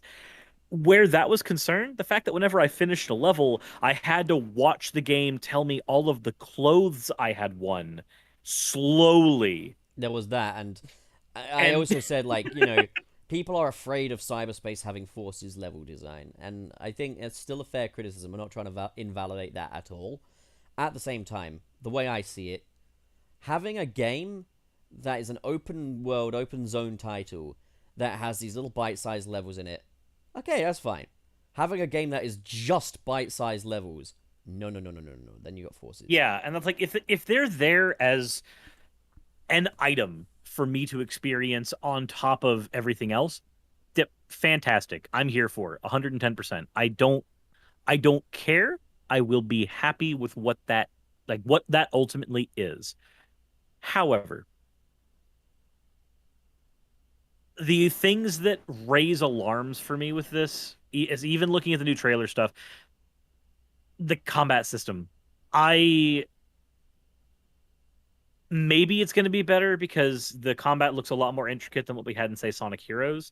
But I've never really liked Sonic games that make me spend a lot of time in combat scenarios. Yeah, I've never liked the health bar enemies in Sonic games, but Sonic Frontiers is kind of a different thing in that regard because the combat is at least a bit more interesting. If I'm just homing attacking, I'm going bonk, bonk, bonk, bonk. That's not very interesting, Yeah, Whereas, like, and that's if I'm kind doing of parries and dodges and I'm doing, fucking, deflections and stuff, different matter. Yeah, if it's something like that, then I'll be more A-okay, because at least at that point, I'll have more to do with this system than just dealing with everything.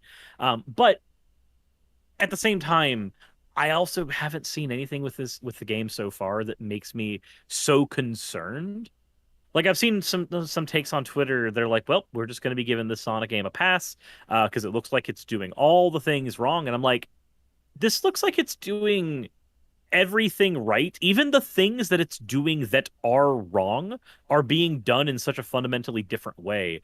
Like, the bite-sized levels, that is a wrong thing in Sonic. I said it with Forces, and I'll say it over and over again. I don't like Sonic levels that are too short. I don't like them when they're too long. But if you take the two short ones and you work them in as basically shrines, cool. You've taken the bad thing and executed it better. I'm okay with that. There's enough of this game that looks like it's the things we've seen before, but executed better or at least correctly. I'm okay with that. I will say there is still a part of me that is pining for another, like, marathon Sonic level. Another Eggman land, I guess. And we're probably not going to get that. If all of the Cyberspace stages are bite-size and the island's the main thing, I can't see the islands providing, like, a strenuous marathon like Eggman land. I hope we do get something like that somewhere down the line, but this isn't that game. They're not doing that this time, and I accept that. We do have Nick saying, I really hope we got some Sonic battle references in that combat. The game isn't perfect, but it made me believe in Sonic combat. And yeah, I mean, that's the thing, is like, it's worth a shot if they can do it well. It'd be cool if they had Cyberspace boss fights, and one of them was like ML. I would not mind that. Because, like, if they did an Emerald boss fight, but Emerald was actually, like, operating almost like Shadow Link does, because that would be in his character. That's how he operated in Sonic Battle. Yeah. He was a simulacrum of everything every other character could do. The thing is, though, I do think that it said on the control scheme layout thing that some of the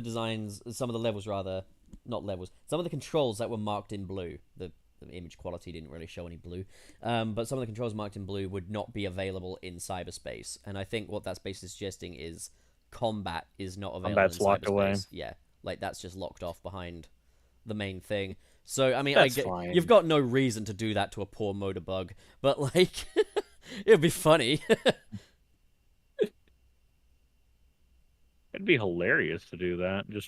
Just be able to wail on just basic badniks, and, like, they do not explode until you're done wailing on them. That would be amazing. I would love that. Okay, Sonic Frontiers 2, do that. Definitely, like, I don't have enough red flags. I had a few red flags earlier on, but the more we've seen of the game, it's like there's been red flags, and then as they've been stitched together into the whole fabric of what we're getting, I'm more and more okay with what we're seeing as we go. The red flags of they've turned yellow at the very least for me. Yeah. And I'd like to see more. I want to see more of what this game is going to be delivering to us. I remember how I felt though when I first heard that like the cyberspace stages would be repeat themes. I just felt like fucking flipping a desk. But like seeing it within the context, and again, like anyone at Sega, if you're paying attention to us fans, don't do it again. Let this be the last time you do this. But like, you know how it is. Or it could be that maybe that's just the cost of the open world. Like, if they're going to go to the trouble of making us an open world, they can't spend the time making brand new assets for Cyberspace. I don't know. If you can do both, do both. I'll be very grateful. Mm. And then there was silence. I'm not. Wayne, what about you? I mean, I've mostly said my piece when it comes to like what we've seen so far. I like what I'm looking at. I think it looks like a lot of fun. I'm reserving a lot of my judgment. I don't like reviewing a game until I've played it. Yeah. I think is a stance that I've come back to a lot. And I think that's kind of all the thoughts that I have just based off of like what we've seen up till now. Right, well. So whose wife we fucking this week then? Depends on the super chats. They might have some. Eggman's. Hopefully not mine. Eggman's wife? Does Not he mine miss his again. wife? Yes. I want to fuck my wife. Shall we go into super chats? Yeah, I guess so. I think Okay. that's a thing we can do. Where are we at? Okay, Mr. Terry Chaos, or Mr. Terry Chows, with 2 licks. REEP 69. Big the cat got sickness for thickness. Oh my god, we didn't talk about the fact that Big's in the game. Ah, shit. Yeah, that's right. I mean, we knew he was gonna be in it, but we now seen a picture of him, and yeah, he's there. Yeah, there's a difference between seeing the boy himself. Yeah, it's good to see him. I like seeing him. He makes me happy knowing he's back. You want to? I like that we have the fishing pole in there. It is really funny to me how much the narrative has changed from like it was the easy meme thing to say that like, oh god, Big the cat, who thought it would be a good idea to have a fishing minigame in Sonic? It's like the most generic thing you could possibly say about Sonic Adventure. And now like, we want him back. Now we all want it back. So in Sonic Frontiers 2, can we get Werehog as well? Like, I mean, Sure. honestly, Sure, why not? especially, dude, like that's not a bad idea. Like honestly, it might fit better in that kind of format than it did in Unleashed. the thing is, I'm all for it until they say, okay, now we're gonna get classic Sonic as well. I'm like, no, boo. We've had enough of that. Keep him in his own games. Yeah. Jesus. So the next one we have is from Astonishing Red for $4.99. Not gonna lie, that November release date for Frontiers worries me. Sega wants to push the game out before Christmas, regardless of what state the game is in. I want to say that I am worried about that. However, 2 things. One, we are in a world now where games release unfinished all the time, and that should not be the case. We shouldn't, be conditioned It's to a expect problem that. with the industry at large, isn't it? Yeah, that's a huge industry issue that we've been dealing with for a while now, but we have been dealing with it for a while. I'm getting numb to the fact that things will release unfinished sometimes, if not many times. Not to mention, we don't know how long the game has realistically been in development. Yeah, and we it's know already that been delayed once. Yeah, so because we don't know how long it's actually been in development, and this is just a thing that happens in the industry all the time now, and I've just gotten numb to it. I'm not too worried about that. I should be, realistically, but I'm just not. And I honestly, I'll take a game like coming out and needing to be patched up, and stuff retroactively over developers being forced into crunch. Like, Yeah, I mean, if that's what has to happen. on top of all that as well, I would definitely I have to have the game in hand to really determine whether or not it's in a releasable state, because the only thing I'm seeing right now is just the object popping. And it's like, yeah, they could polish up the animations, but how much difference does that what make? open world and like what open world game doesn't have pop in? I'm not really very experienced in open world, so I can't comment. Like, that might just be part of the course. I mean, Spider-Man's an open world game, isn't it? I don't really see any popping in Spider-Man. If there is, I didn't True, notice but it. you also you're also zoomed in a lot closer most of the time than you would be with like Sonic. And that's another so thing. there's, It's also a city. You can hide Poppin behind buildings. There's an FOV setting on Sonic Frontiers as well, where you can like zoom the camera in and stuff. Like, so it might even be that you can actually just crop out all of the pop-in. But at least it's not as bad as it was in like the first World Showcase demo, where it was like, he would stomp on the ground and the rocks would literally appear under him. There's no more of that from what I've seen, at least. That was terrible. Well, that was the thing. It was like they literally showed off a beta build of the game, didn't they? Mm-hmm. Yeah. And so it's like things were just appearing like 1 meter away from Sonic, like the entire time. Like, it was ridiculous. I do not understand why the hell they marketed it the way that they did. Yeah, that early marketing is so weird. Yeah. Yeah, man. It's weird how much things stepped up. Like, the perfect thing to, like, show would have been, like, that little Japanese trailer. Where, like, he's running on the landscapes and stuff. That would have been quite good to show. But next one looks like it's you, Wayne. All right. Shoot, where are we at? Super Guy 55. Okay, yeah, we got Super Guy 55, 449 licks. After reusing levels and themes for so many years, it's frustrating, especially now that it's a literal level design. Franchise used to be so original. Yeah, I don't know. Is it like It's just the first... just that it's linear? It's gonna look similar. The first level, 1-1, the Green Hill, has literally got an identical layout to Windmill Isle Act 1 from Sonic Unleashed. Like, identical. Okay. Impossible. I think I saw that.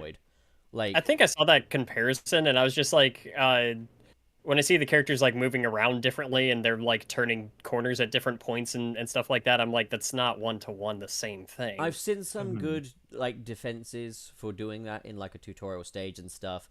And like, we'll see it when we see it. It depends how many Cyberspace stages there are and how much they're doing it. I know that people have said, oh yes, but Sky Sanctuary is also the same as Apotos Act 2, and Green Hill Act 2 is the same as Green Hill Act 2 from Generations. They're not. They're just using similar parts. I kind of get the Chemical Plant one, where it appears to be a lot of, like, just Chemical Plant from Sonic Generations with all the 2D stuff cut out. But, like, I don't know. We'll have to see. I'm not going to really go to bat to defend reusing the level designs and stuff. But, like, in fairness, different is different. I'm seeing some differences. And... yeah, I don't know. And as it is, it's a side thing, but, like, at the same time, yeah, I would... The thing is, I can't call it devoid of originality, because the open zones, and we haven't even seen all of them, so, like, yeah, that's just kind of my stance on that. Yeah, I'd be a lot harsher on it, and again, a lot of it is, like, we've seen a glimpse of what's on offer here, and that's including, like, cyberspace levels.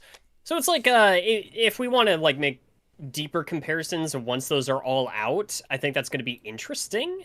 And there's probably a larger discussion to be had once we've got all the factors on the table. But as of right now, it's also just kind of like, yeah.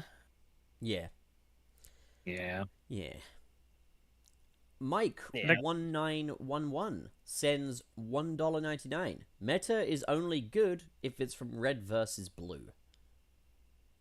Oh, the meta. Oh, man, I haven't thought about Red versus Blue in a while. Red versus Blue is... It's been a while since I've thought about that. I used to watch a little bit of that when I was in, like, secondary school, which is, like, middle school to you guys.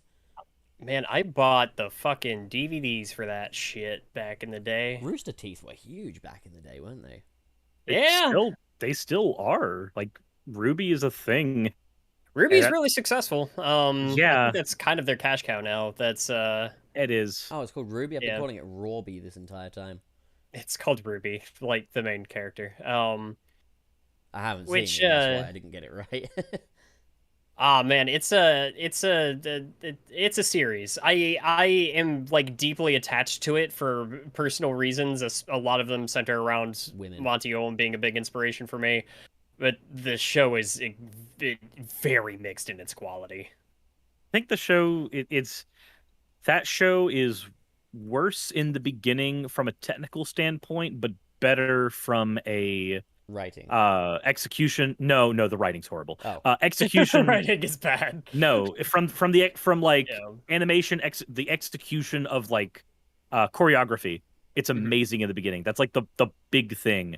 And then later on, the writing gets much better, the narrative gets much better, but the execution of the choreography goes downhill basically around the time we lost Monty with that series. Dude, Suris, you and I need to get on one day on your stream, and we need to just have like a Ruby discussion, because I think it's a really interesting series to talk about.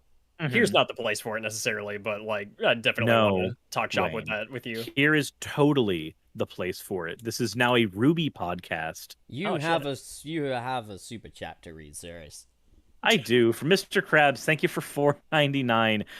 Oh no, it's the beginning of the next chapter. No, Wayne. He's been off with this for a while.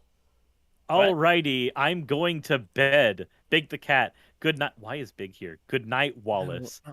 Tangle and Whisper both. Good night, Wallace. Wayne goes, stop. Why does Wayne want them to stop just saying good his night? harem's getting out of control now. Is that I'm still waiting for the return of. I'm waiting for the return of Republican Homer.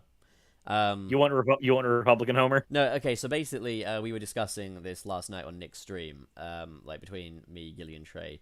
One of the things that we did on one of my live streams, me and Trey, was when we were playing the Homer mod in Sonic Adventure 2, we were just doing Homer impressions for like 20 minutes, and Homer got progressively more Republican the entire time.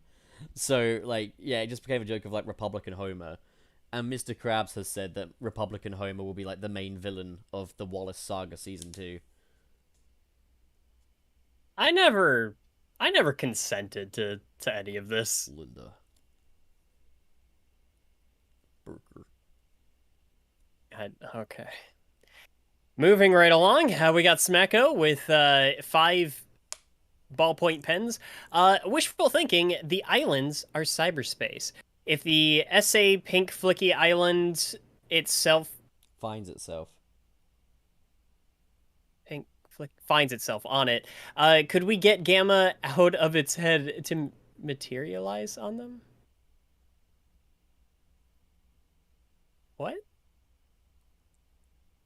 We could maybe use Wait, it to what? bring back Gamma, maybe? I think that's the idea. I don't know. Gamma's dead. The robot is dead. The bird was freed. That's kind of where that story needed to end. I love Gamma, but bringing him back would kind of how I feel about denote. Shadow. Yeah. Don't Shadow the Hedgehog Gamma. That's when he gets his own spin-off game and is like, "This is who I am." He's got a gun, even though he already has a gun. He's just holding a gun with his other hand. Man's got a Glock. Okay, so. Go Kenji with 5 CHF. What do you guys think will be the DLCs in Frontiers? And what will you do if the game sliders change things only that there isn't a change at all? Well, I'll be disappointed if the game sliders don't change anything, but I just hope the rest of the game is good. I would prefer if the game doesn't have DLC for the first 2 years, because that would mean there's at least enough content in the game to warrant us not having to have DLC for the first 2 years. But I know for a fact we don't live in that world. Yeah, that gets me thinking. What do you guys think of the pathetic digital deluxe for Sonic Frontiers? Oh, I don't know that I've seen it. What's included? What you get in there is basically skill points and memory tokens and Chaos Emerald keys. Alright, fuck off. And you also get a digital art book and a soundtrack, a mini soundtrack. They say so. The digital art book is okay, but stuff like the tokens and stuff is stuff you can just earn in game any fucking way. And then it's like, oh yeah, I'm paying extra, I can complete the game faster. Brilliant. Dude.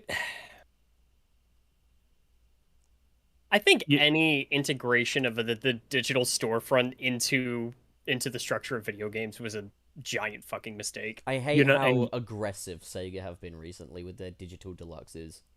I Yeah. think that all digital storefronts in games, especially single player games, need to die, burn, be gone forever. And I need to rewrite history so that the mobile gaming market never became what it is, because I mobile gaming and the microtransaction model that League of Legends uses are directly responsible for this current state of affairs. And I wish that more games used the League of Legends model, because it's one of the only non-predatory microtransaction models that exists, period. I'm gonna go ahead and say though, the Sonic Frontiers Digital Deluxe is a better practice than the Sonic Origins and Sonic Colors Ultimate Digital Deluxes. And the reason I'll say why is it's a bigger waste of money, yes, but Sonic Colors Ultimate literally took parts of the soundtrack and paywalled them. Sonic Origins took little tiny parts of the menu screens and paywalled them. This is at least just currency. Like, you know, it's not like they just trimmed off a tiny little piece of the game and said you buy that extra. It's a currency thing. I think that's better because at least I can just ignore it entirely. That said, the next one we have here is from Crimson Rose. Thank you for the $5. The first 3D adventure style Sonic game since 06 looks really promising. Fun fact, Sonic 06 was my first Sonic game. And you're still here today, so how bad can it be? No, we're done with that logic. I'm out. And then we've got Mr. Krabs with $1.99. Anytime a temple is mentioned, Wayne, excited scream. We haven't seen a single temple so far. I want. I don't know how you're gonna give me this giant open world. Why did you with, ever like, assume there would mentioning be temples? you're mentioning stuff like the ancients and all. I want temples. The Give me temples. ancients were. That's the thing I actually wanted to point out. The ancients, the first Sonic game to talk about the ancients was Sonic Boom Rise of Lyric, and I also just want to note that Sonic Boom Rise of Lyric had temples in it. Yeah. Play it. At what frame rate should we be playing it? 3? 4? Get it on an emulator and have a good old time. No, but I do remember when the announcement trailer came out, and like a lot of us were just like, "Oh wow, it's Sonic running." And I remember Wayne on Twitter just like, "Holy fuck, Sonic going to temples? I'm down." I was like, now it's like we're deep into the hype cycle and we haven't seen a single fucking temple. I'm so upset. I feel so bad for the guy. I just want temples. Come here, Wallace. I want Sonic in temples. It's one of the best like environments to have that little hedgehog in. Come here, Wallace. I'm gonna give you a little kiss. I'm gonna punch you. No, you're not. I like that. Well, then All I guess we'll both be happy at the end of the day. Don't Well, threaten Pup, me with you a got good the next time. one. Hey, Jelly Lord, with $5. I'm fine with the bite-sized levels, as they are just this game's shrines. I just don't understand why they had to reuse level layouts from Gens and Unleashed. I think it's just gonna be a one-level thing, honestly. I'm gonna be honest. I think if they're reusing a lot of stuff from Gens and Unleashed, the reason is going to be time. It is literally them going, let's put something in this game that fans of every other type of Sonic game will be able to enjoy. That, yes, it probably will be a lot of reused stuff, but reusing that stuff as like a thing you're adding in after 2 or 3 hours of being in the open world as like a small break from that, that's fine. There's nothing that's really terribly egregious about that, honestly. The real reason is, if you think about the open world for Frontiers, how many times are you going to retraverse the same area in Frontiers? Probably a lot, right? Because you're going to walk around the open world and you're going to be looking for shit. New enemies are going to spawn in different locations. You're going to have to make your way from point A to point B of the map a handful of times. There's going to be some backtracking. I mean, There is no backtracking in an A to B linear level. Reusing that stuff when you're not making that the bulk of the game, it only makes sense. It's a thing the player's only going to experience for a quarter second. I mean, at the end of the day, I'll say this: it's the difference between a level being new and a level being a reskin. But, again, the only evidence I've really seen of a level being entirely repurposed was 1-1. I haven't seen it with everything. The else. Windmill Isle one. Yeah, everything else appears to take clear moments and set pieces from previous Sonic games, but I'm not seeing any outright level lifting. And Yeah. like the thing is, truthfully, like I think, you know, the idea of like on paper the concept of, oh, it's an open world Sonic game and you can play through older levels as like a side mission, not the worst idea in the world. Can I just I don't want them word to what abuse that, you know. Can I word what I think this game is going to be to some people in a way that will make sense, but also be really frustrating for others? Go on. It'll just be Sonic Generations with a really big hub world. That you've made that sound 10 times less interesting. Yes, but is it not inaccurate at this point? Like, Well, obviously, there's not going to be really, more to do because, in the like, hub world. Not really, because like again, it's not a hub world. Like, No, it's not a hub world. I'm just saying that, like, if you need to look at it a certain way to just like justify some of the reuse stuff, then that's how I would look at well, it. no, is that we would have not. a- That would do the opposite of justify. It would be 10 times better if it's just viewing those as like little side quests in a bigger picture open zone game. Serious, that's a terrible idea, man. Shut up. That's why I'm not head of marketing, but you shut up. You shut up. Your Shut up, face. Suris. Fuck you, you bitch. That's Fuck our you. sign. We need to move right along and wrap things up here pretty Jesus. soon. Wayne, we've had a relatively bullshit-free episode. Stop complaining. Anyways, yeah, go ahead. Who's up? I think it's Suris with Jerome. Yes, I just got spooked by Growlithe barking. Jerome McCullough, thank you for the €2.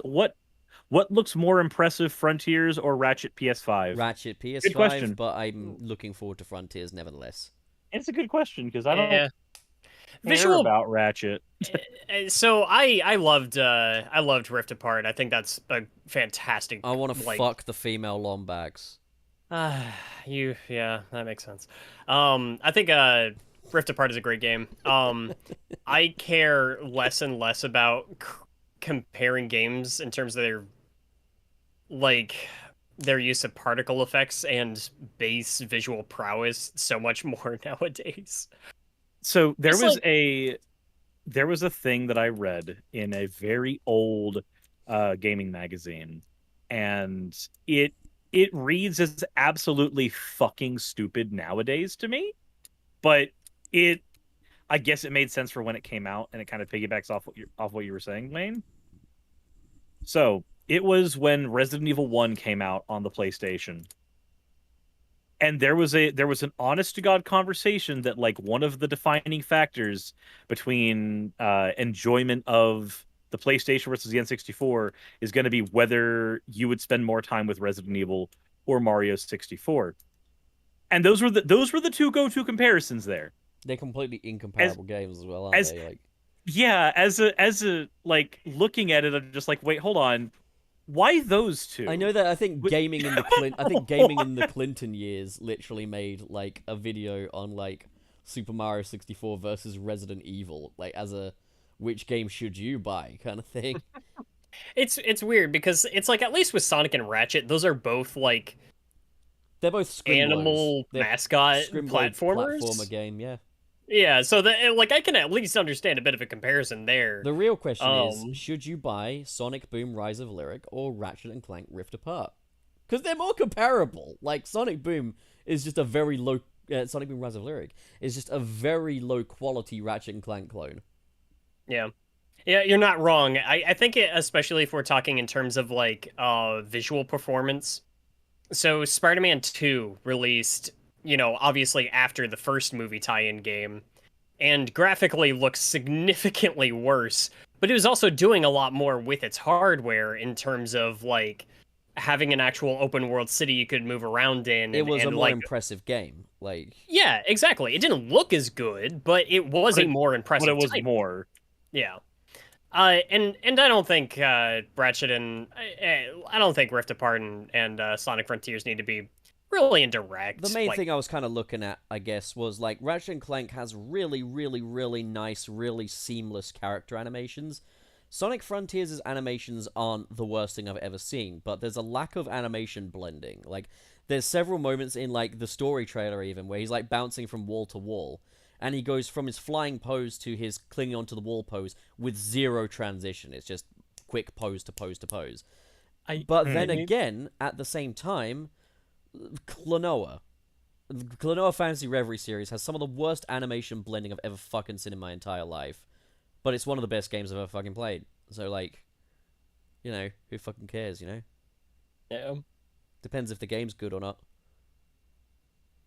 All right. Next on the super chats, we've got David Crespo Didn't you with read $1.09. last? No. That was Suris read Jerome. Yeah, I read Jerome. Sure. Yep. Okay. I had it highlighted. I'm having a stroke, it seems. And then we got Thanks, we got David Crespo with $1.99. Sonic Channel Twitter posted Eggman's nudes today. Don't tell me that, because you know I'm going to look for it. He was eating rainbow ice cream. I want to see it. I mean, it's up there, so Is it? you can go find it yourself, man. Sonic Channel. This man's not gay. Remember that. I'm not gay. I just want to see Eggman's nudes. He likes Tibby, and Eggman has big Tibby. Twitter.com. Where is Sonic Channel? Does it I mean don't- the official... Oh, I know what it is. It's not a nude. He's just wearing his... He's just wearing his swimming trunks. I want to see some pingus, man. Fuck. Okay. That's some false advertising. Yeah, that is false advertising. All right, God, lying, man, lying in a super chat. God. Right. Eggman gay confirmed. Imagine ever thinking this was not the case. Damnable's BP Power sends $2. Yay for egging on Nick. Hell yeah. Eggman was able to spend a lot of time with Rouge without ever going off. I'm pretty sure. Nah, I think they were fucking when you were in the shadow levels. They were fucking. Jesus Christ. The next one we have is for from Crimson Rose. Thank you for the $5. My mom bought me Sonic 06 when I first got my 360. It's the Platinum Hits version too. Don't judge me. I was 8. And you're still here watching the Sonic podcast. You must still like Sonic, huh? You weren't immediately alienated. How bad can the game be? Wayne. Anyway, we got OzJam H with $5. The Chad Titan yeeting Sonic into pillar and a wall versus the Virgin Infinite just teleporting in a kick into a wall. Do kind of hope he's in, but oh well. I do hope that Infinite returns, but I don't think it's going to be in this game. If they don't do something with like the Phantom Ruby or Infinite with the way Sage is like designed and appears, Then it I just feel like is- it's a huge missed opportunity. Yeah, I don't think they're going to do. But And then it's again, just going to be a game made by Sonic Team. there could still be some surprises, but like I don't know. But like yeah, it was quite cool seeing the Titan straight up throwing Sonic through the pillars. Like he was throwing him through the towers. I was like, holy fuck, Man of Steel. Oh, I am down. I am kind of hoping for something with Infinite, just because I am down if they want to make me like Infinite as a character. It's a cool design. I want to like him, but Forces makes that impossible. Yeah. Mr. Krabs He's not weak. with $1.99. Anyway, I'm hoping Frontier has any dinosaurs in the game. That'd be kind of cool if they had like a dinosaur island. I'm sure Nick is as well. Suris? He's gonna try to run with the Velociraptors. He's gonna dino come. From the Tajelli Lord, thank you for the $5. Green Hill and Chemical Plant that we've seen is literally their generations versions with the 2D cutout. Pup, it is safe to assume there will be more. They're not exact. I'm only saying what I've seen. Like I might be wrong, might be when I play the game, but I'm not necessarily going to go into like a debate about it. But like I'm just saying what I've seen. Either way, with the 2D cutout, sounds better. Yeah. Then we've got Phoenix with 5 Ligmas. Sonic fans studying English and learning about course. Sonic fans logging into Facebook and finding out that Mark Zuckerberg is pushing Meta. Oh god. Meta's so fucking cringe so far, man. Like, Look at the great graphics in our big NFT world. it's like Wait. playing Sim City, except it's more expensive and shit. Zygarde Lagan sends $5. I got back from day one of BotCon. I got a lot of cool toys. They got a BotCon? No way. Talking about the Transformers convention. I'm guessing, but when you say BotCon, I tend to think like it's like a convention, but there's no real people there. They're all just bots. Like Wouldn't it be naked funny? HD It's a convention, XYZ. but it's just It's the sex yeah. bots. It's just the sex bots. Even you can get laid. Even me? You're just like, hey, can I get an autograph? Even you can get laid. Oh my god! Thank you so much. That makes me so happy. I never would have guessed. Even me. Infamous.jpg. Thank you for the 199. Isn't the bird Gamma? Okay, that was a. Yeah, so basically saying the bird can return basically after flying out of Gamma's head.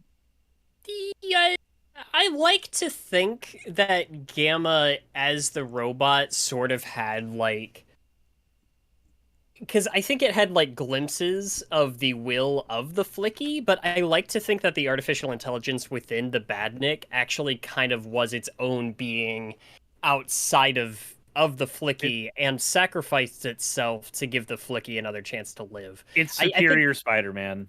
Yeah, The Flicky exactly. is Peter. The Flicky is Peter Parker. Gamma is Doc Ock.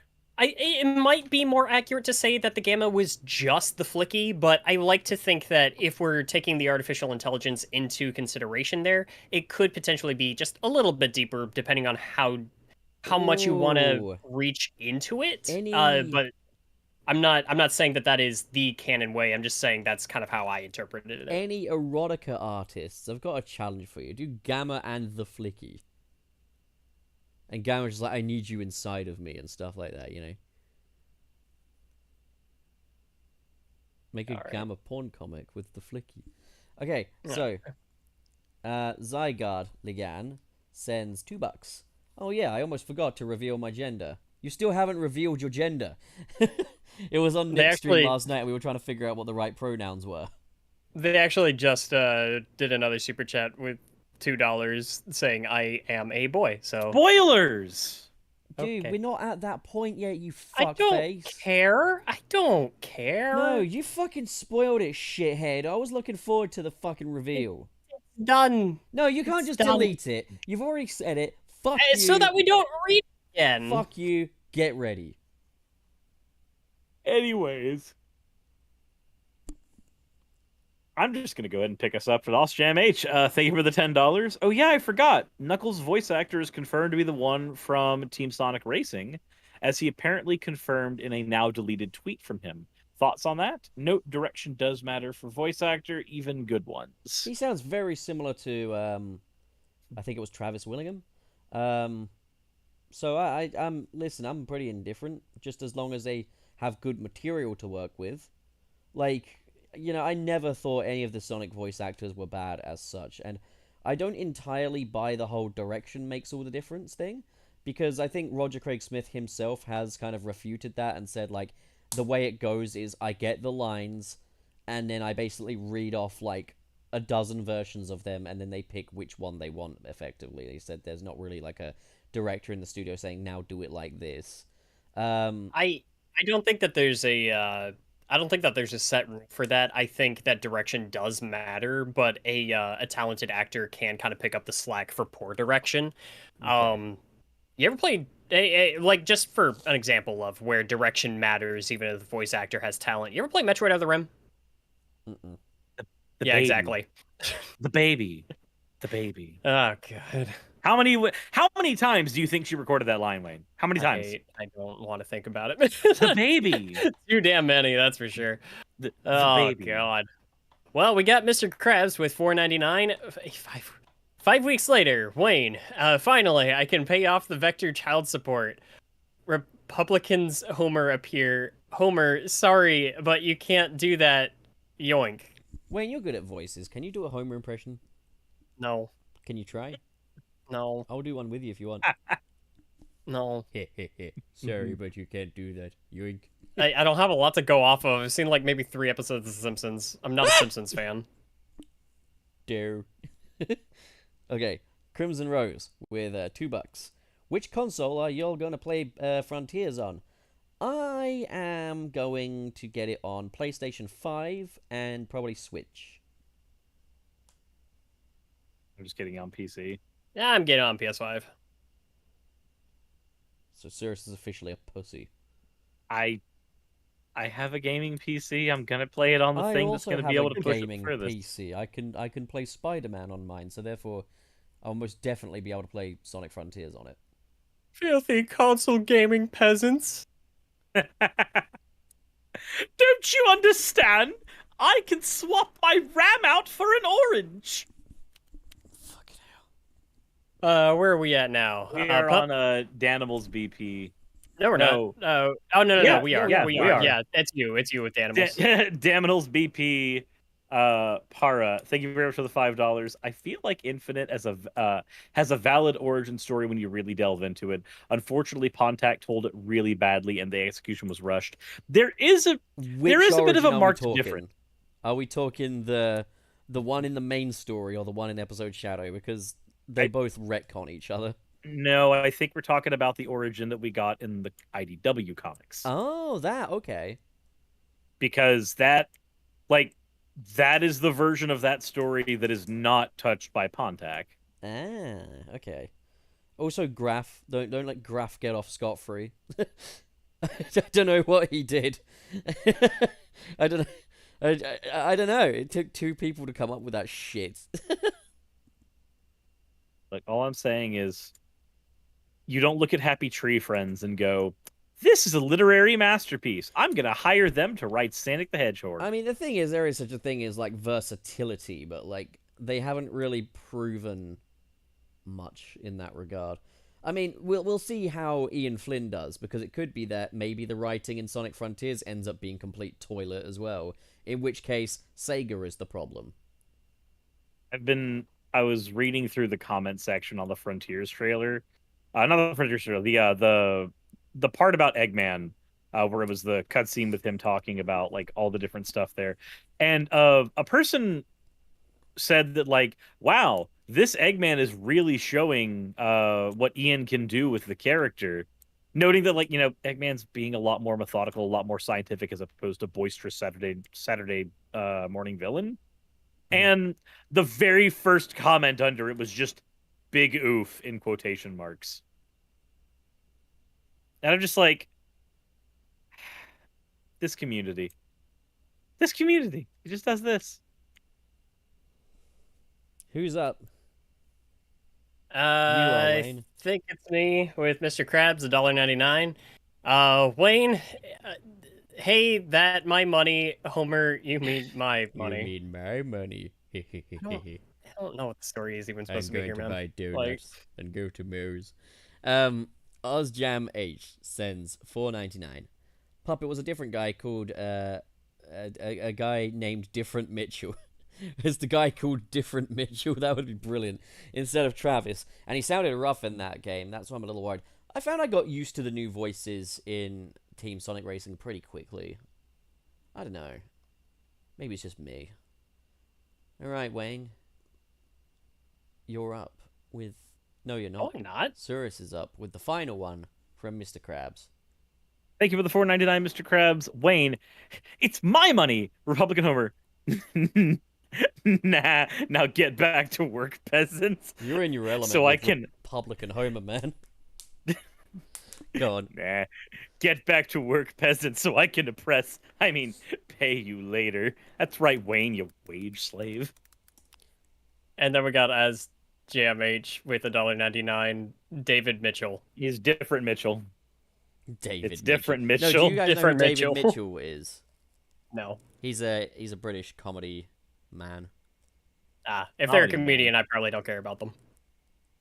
Wow, Wayne, you're so weird. Anyways, well, that wraps up the show, everybody. So we'll go around the table. Nick, what? Oh, okay. We'll do one more super chat because it's quite a hefty Yeah, one. no more super chats after this. Yeah, so super chat cut off. Okay, Danimals BP Para sends $20.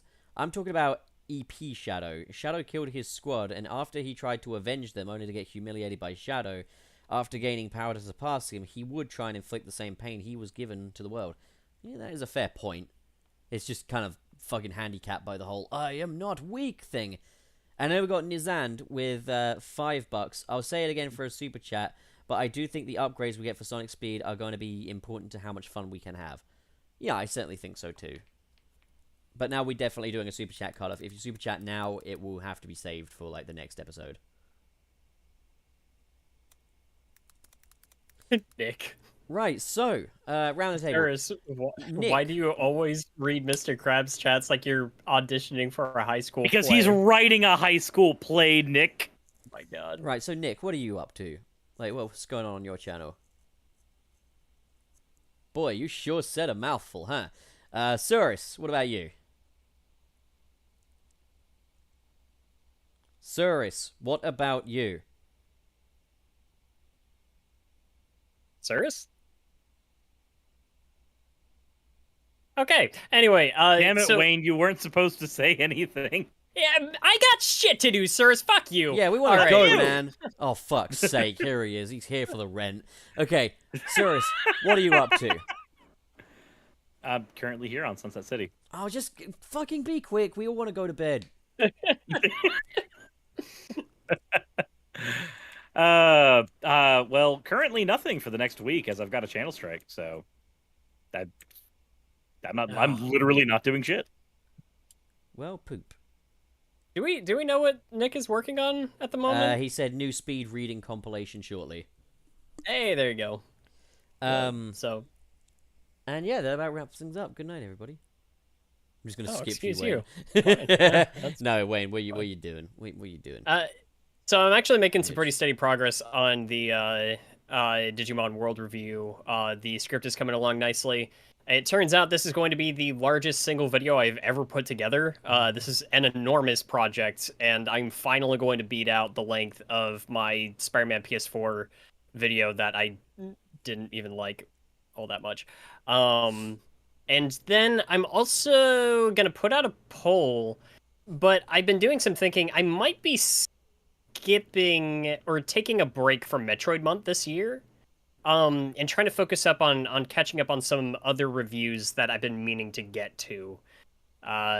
So yeah, that's kind of where I'm at right now. Alrighty then. And me, well, I party and I dance and I do in my pants and just do my regular thing. You know, I'm just, on my channel I'm currently doing a lot of Sonic Frontiers coverage, but I want to do some more evergreen stuff as well. So I really appreciate if you guys would come check it out. I do some shit, you know, like pop culture stuff, you know how it is. Get on over here and give me money. And that about wraps up the show. Any last words? I don't think so. Alrighty then. Well,